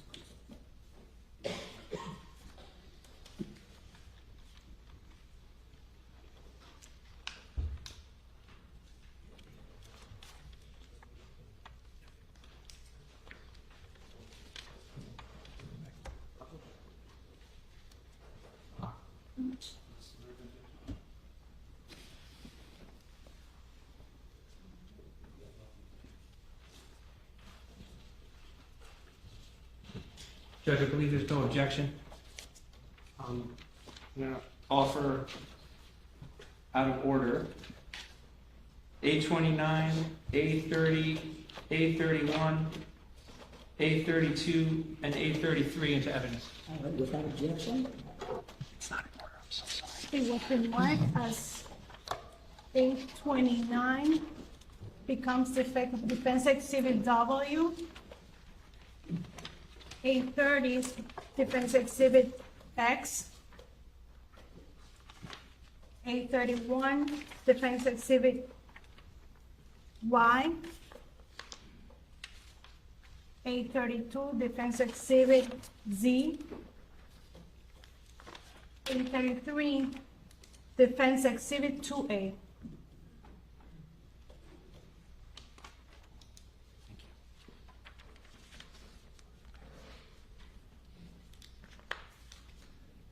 Okay, Mrs. Pino, I'm going to go through these with you. Defense Exhibit W. Do you recognize who's in this photograph? Yes. Who is it? Cammy, Ceci, and George. Wait, your name's Ceci. When you say Ceci, you mean your daughter? Yes. And do you know when this photo was taken? The day of the accident. Is this at Billy's Point at the sandbar? Yes. Public check?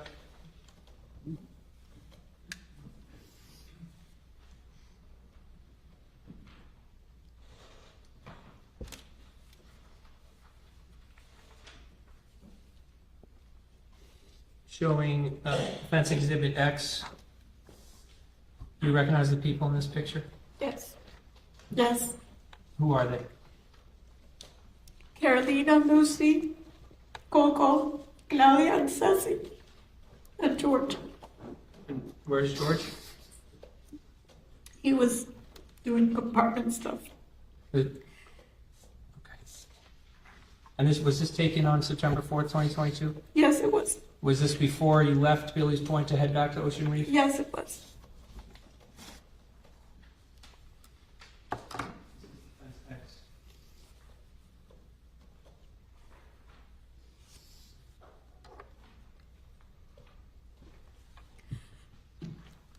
Give me a second. But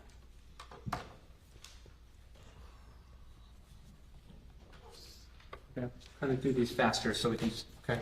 This is Defense Y, Defense Z already in evidence, and Defense 2A. You recognize these photographs? yes, And were they all taken on September 4th, 2022? yes. Were they all taken at the sandbar? This one was not. Where was this one taken? We were leaving out of Ocean Reef because you could see the house or condo there. Okay, so the boat's idling here? Yes. Okay. The public judge? Yes.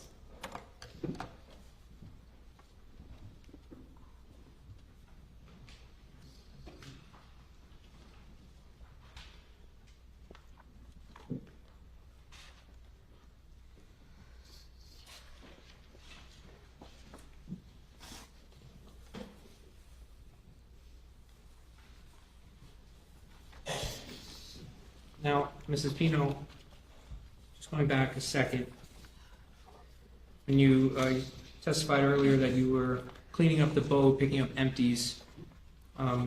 Were there a lot of empties on your boat? Yes, there were. And why? When the kids were mostly hanging around the boys and girls and whoever is around the boat, usually they just throw whatever you're drinking on that boat, 'cause you're not gonna hold the whole time. So we had whoever was hanging around the boat would throw it. With adults, Did you observe that? yes. Now,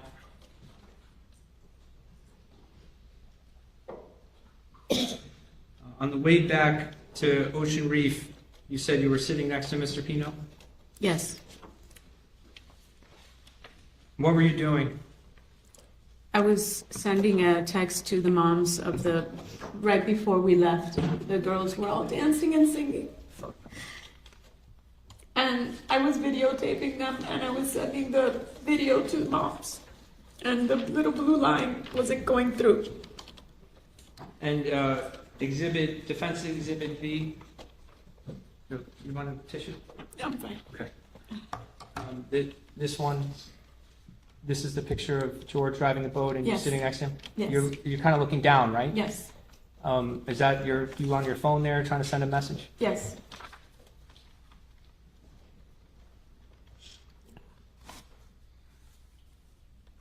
And you know who took this picture? Mia. Now,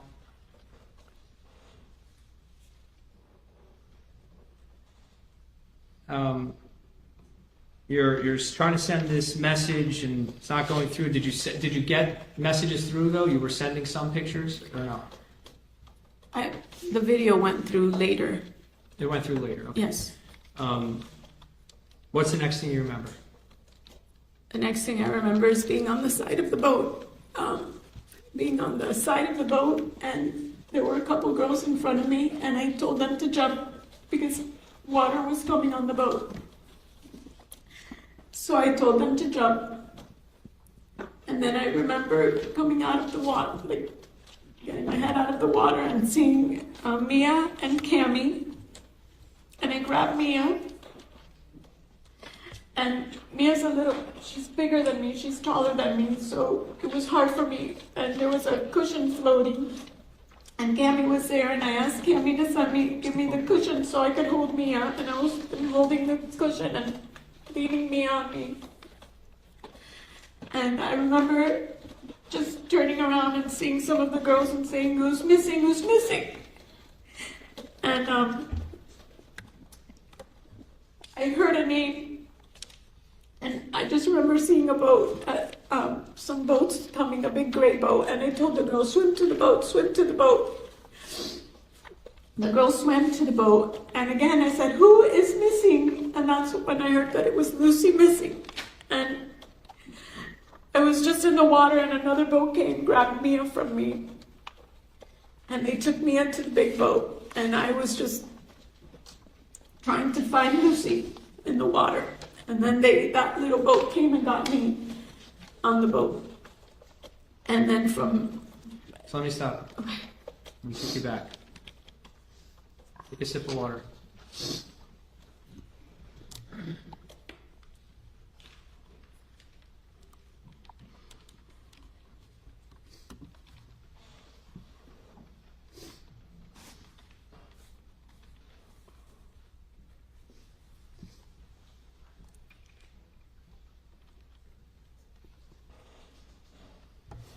So,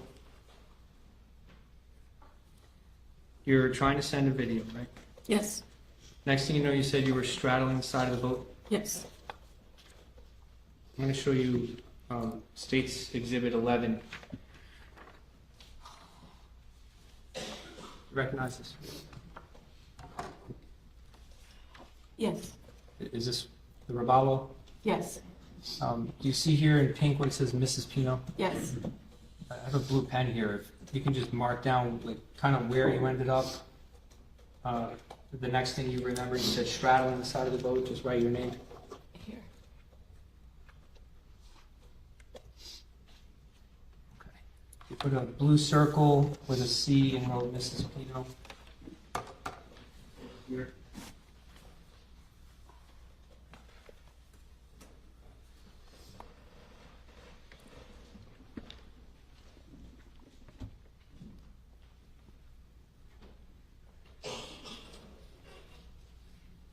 You wanted the girls to jump out of the boat? Yes. Is that because it was sinking? Yes. Now, at this time you're in the water, what are you feeling? Chaos? Yes, we were in the water. I had Mia and Cammy, and I just remember turning around and seeing some of the girls and just, you know, I knew I had to get them. I didn't see anything near us, and I knew I had to get them to somewhere. So I remember just seeing a big gray boat coming towards us and going like this, and that's when I told the girls, swim to the boat, swim to the boat. And they swam towards the boat, and that's when I remember asking again, who is missing? Who is missing? And that's when they told me that Lucy was missing.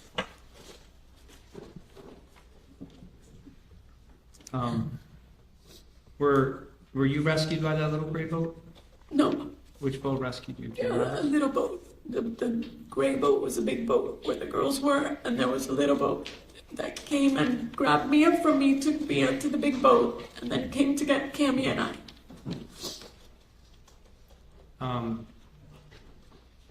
When you were on that boat, did you see Mr. Pino?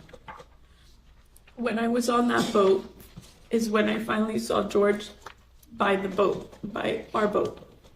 So the whole time you're in the water, do you even think about Mr. Pino? Oh.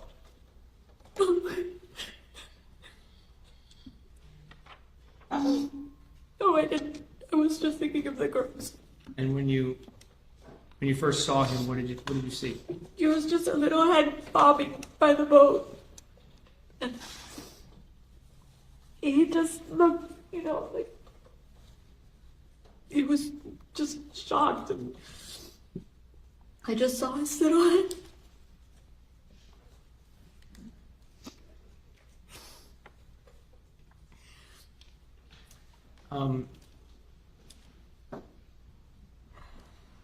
After the accident, did you suffer any injuries? I did. I had a gash in the front of my head. Were you taken from the scene? Yes, I was taken from the little boat. They took me to, I don't forget where, but I was airlifted by helicopter to Jackson South. And while this is going on, did you see your husband at all? No. So did you have any idea what was going on at the scene at this time? You're no longer there? No. When's the next time you saw Mr. Pino? I saw him the next day. I checked myself out of the hospital, and I got home and I saw him at home. And do you know if he went to the hospital? Yes, he did. Did you observe that he had any injuries? Yes, when I saw him, he had staples in his head. His teeth were fractured. He had his elbow had stitches. He had a gash on his leg.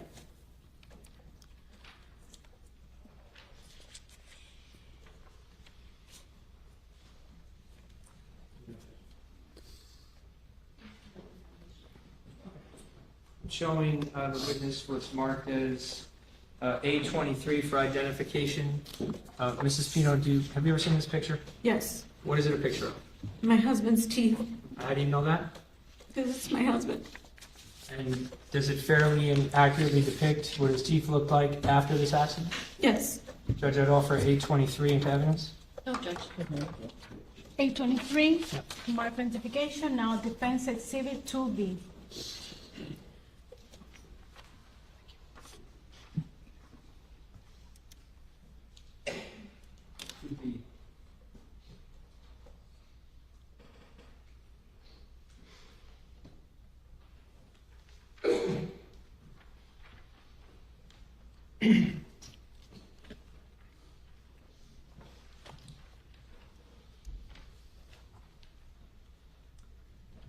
After the accident, did Mr. Pino go back to work immediately? No. Did he take some time off? Yes. Do you remember how much? It's his company, so it probably took him months, and his partner would come. George, after the accident, was very different. He would just stay in bed. He was very depressed and anxious, and he would sleep, and it took him a long time before he could get to work, and even to this day, he's not completely. Objection relevance, Judge. It took him a while before he could go. Sorry. Question, sorry. A moment.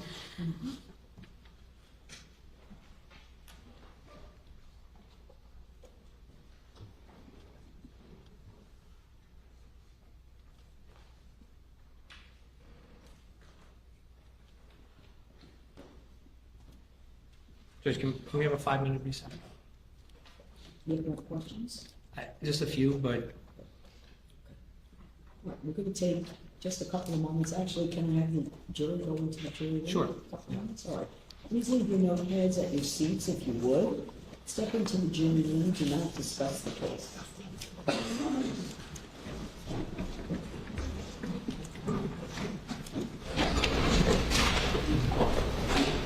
Judge, to the side. Everyone, please be seated. Thank you. All right, Benson, you can continue. Thank you, Judge. Mrs. Pino, only a few more questions for you. I want to show you what's already in evidence as State's Exhibit 13.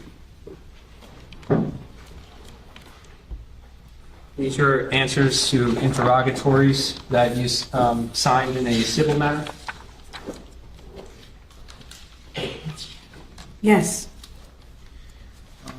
Now, on the last page, which is page, are there page numbers? Okay, well, the last page, is that your signature there? Yes. And the date is what?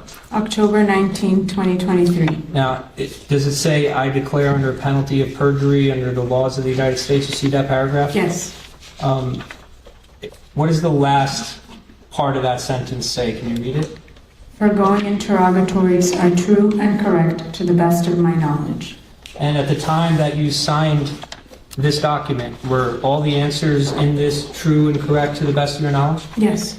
And why, how can you answer questions if you don't have a recollection of how the accident occurred? Because that is how I understood the accident occurred, because that's what my husband told me. And did you have any reason at the time to doubt that? No.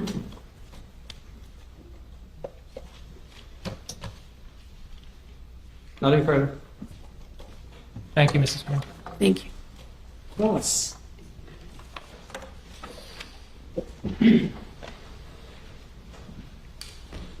Mrs. Pino, you signed a document under the penalty of perjury that the crash happened because of the wake of another vessel, correct? Correct.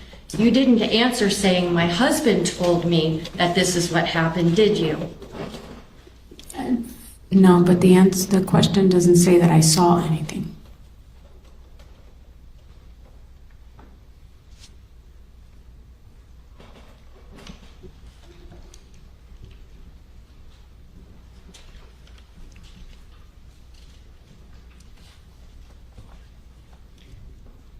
Describe in detail, this is from State's Exhibit number 13 in evidence. Describe in detail how the incident described in the complaint, meaning the accusation, happened, including all actions taken by you to prevent the incident. Your answer was, while returning to Ocean Reef, a vessel passed heading in the opposite direction. The vessel caused a wake, and then the accident occurred. That's what your answer was, wasn't it? Yes. And then you were asked, describe in detail each act or omission on the part of any party to this lawsuit that you contend constituted negligence that was a contributing legal cause of the incident in question. And your answer was, the wake of the unidentified vessel headed northbound was a contributing legal cause of the incident in question. That was your answer, wasn't it? Yes.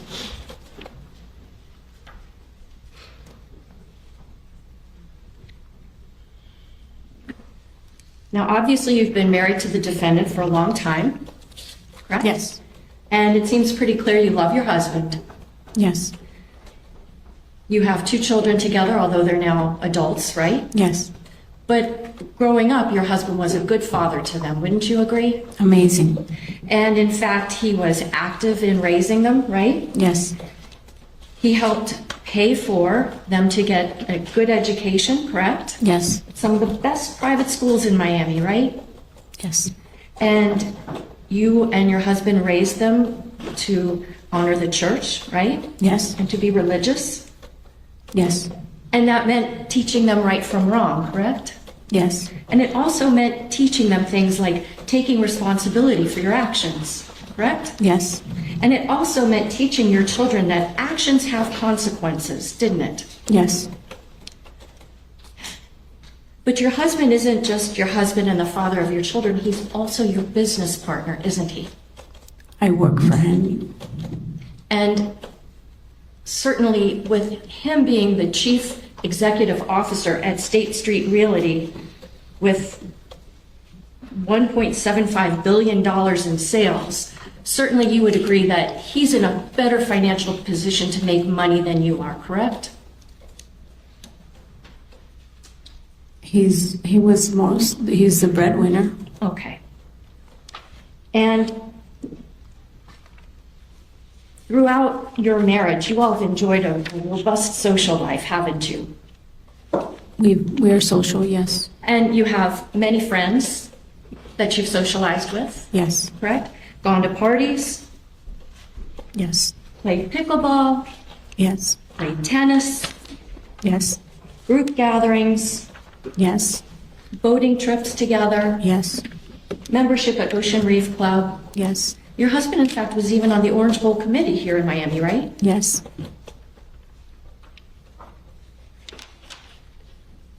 Now, on the day that his boat crashed into that channel marker, you've already explained to us in your testimony that you had 1 to 2 Yetis with Prosecco and a splash of Chambord, correct? Correct.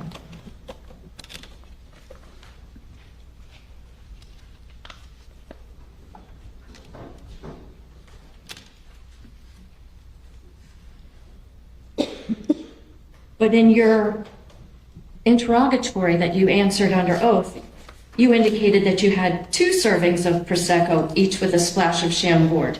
Not 1 to 2, you answered 2, correct? If that's what it says there. Do you want to look at it? Sure. May I approach, Your Honor?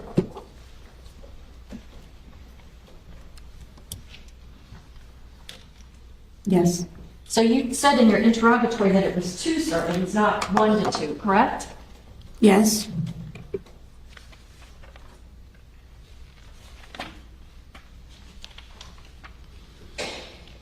Now, your life has changed immensely since your husband crashed into that channel marker, hasn't it? Yes.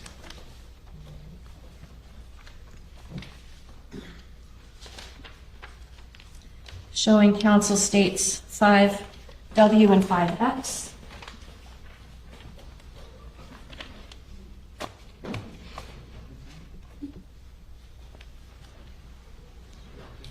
Judge, can you stop? Hold on a minute, let me see what you have.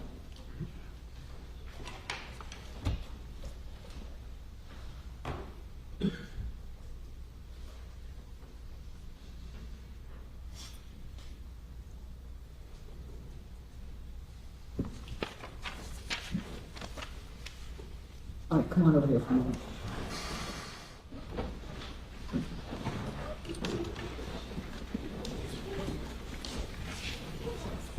This is Pino, I'm showing you State's Exhibits 5X and 5W. Yes, Have you seen these images before? yes, I have. Are these photographs that were taken in December of 2022? Yes, Of you, your husband, and your 2 daughters? yes. I move States 5X and 5W for identification of evidence.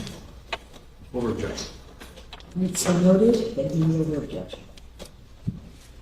5W, micro ID, now State's Exhibit 117, 5X, 118.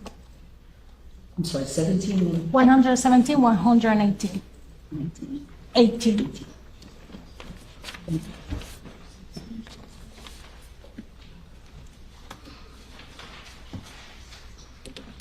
These are the images of your grieving husband and just a couple of months after this horrific crash, correct? Objection, Judge. Overruled. Can I explain?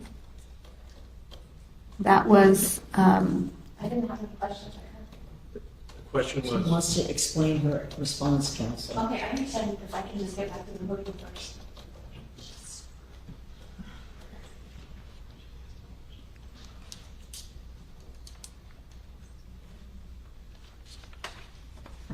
What's your explanation? so the first picture, there was one picture that was taken when we went to get away. For the past 8 years or so, my family, along with Gogo's family, and actually the Fernandezes have gone before, and so have the Puigs. We would go to the Panhandle and vacation there. And this particular year, on 2022, of course, we didn't want to go. The families encouraged us to go, and we went because it was good for the girls and to get away from all the noise, and so we did. And my girls needed that, and my husband, being the incredible father that he is, Objections to narrative. we went, and he stayed indoors most of the time. And that particular picture was taken when you go to the Panhandle, there's little towns.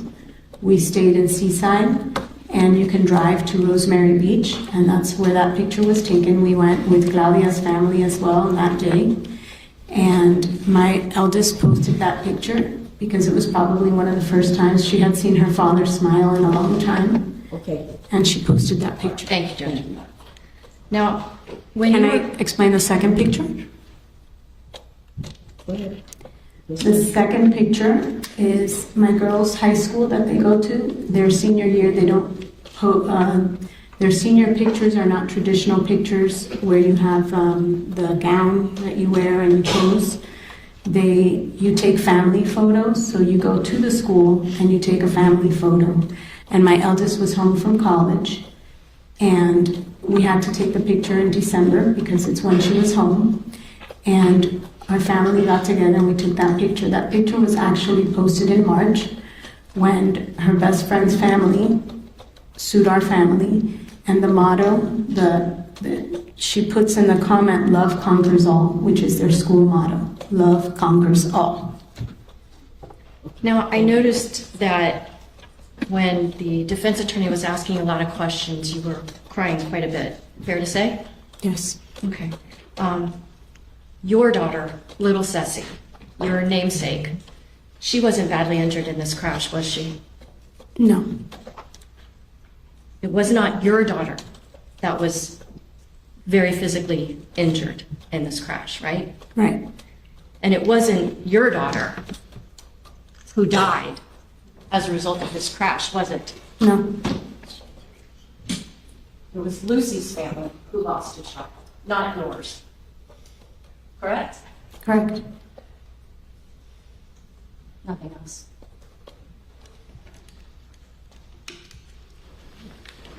Counsel, interrupt. briefly, Sure.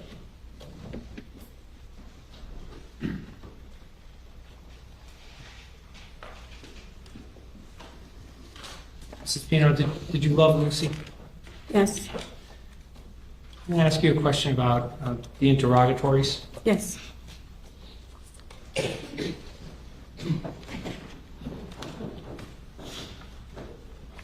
approaching the witness with what's in evidence as states Exhibit 13. See how it's some of there's a number and it's bold, and then it's kind of like an answer that's not bold? Yes. Okay. Did you type any of these? No. Did you write any of these? No. How did these get presented to you? My lawyer prepared it. So the words, for example, in the answer to number 5, in the non-bold, was that written by you? No. Who wrote that? My lawyer.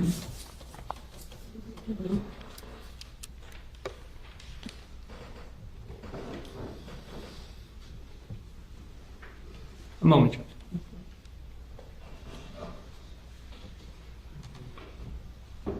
Nothing further, Judge. Thank you, Mrs. Spino.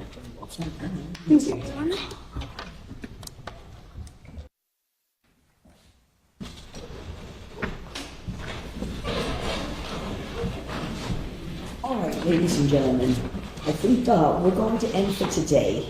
Looking at the clock, I'm trying to coordinate things, but I know we do have some coffee for you, so maybe like as an exit, they can get their coffee and their snacks.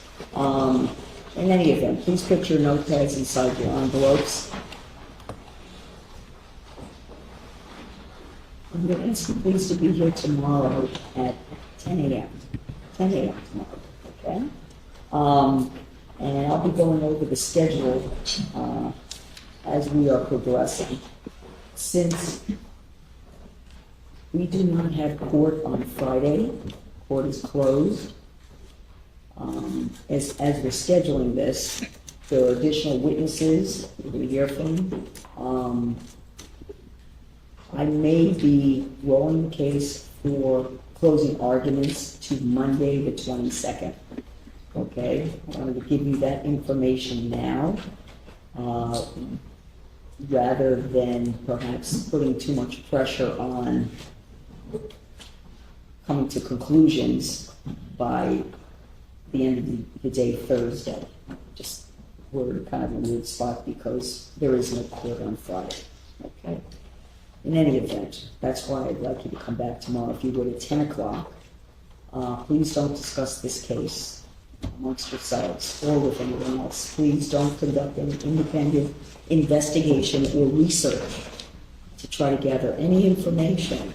You can only rely on the evidence which is presented in this courtroom from the witness stand under oath and the law that I will ultimately instruct you on in reaching your decision. Okay? You see any of us outside of the courtroom, we're going to continue to ignore you. Make sure your juror badges are always well displayed, and when you're around the courthouse, even during lunch breaks or whenever, please wear your badges when you are going, walking around the courthouse. When you report, go to the 2nd floor as you have been, jury room. Please wait for Renee in the jury room, and he'll get you and bring you in when we're ready to proceed. And if you see anything in the news you think is about this case, ignore it. Don't listen to it, don't watch it, don't read it. Please, we don't want you to be impacted by anything outside of this courtroom and possibly taint your decision making. Okay, so please avoid that at all costs. Also, social media. Please don't go to social media and don't post anything or read anything or look to read anything on social media. Okay.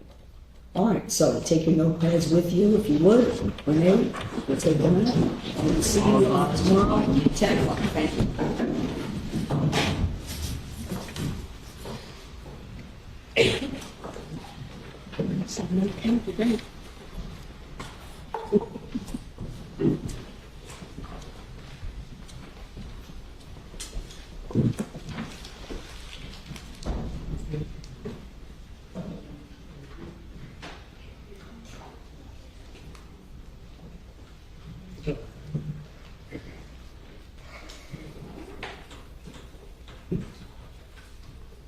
All right, you can all be seated. So tomorrow, defense will present any additional witnesses that you have, and then we'll know whether there's going to be any additional state witnesses And, we may be taking as well Thursday, rather than start closing arguments, because we're going to need probably most of the day for closing arguments. So closing arguments would be on one day, and then I would instruct the jury the following morning. And we'll have our charge conference, I would think, sometime on Thursday if we're able to complete everything tomorrow. If not, we'll go into Thursday with testimony and then conduct our charge conference on Thursday as well. Would we be able to accommodate Mr. Mescalato by Zoom? He has a vessel inspection tomorrow morning, so about the earliest he can get here, he said is 2, but he'd make himself available by Zoom if that would be acceptable to the state of the court. Of course, the state put him on as a witness, so the jury's met him already. So if parties would agree to that, but when would he be available, did you say? by Zoom, he can do it in the morning, Right, in person at 2 o'clock. okay. Well, let's play it by ear there. I'm good either way.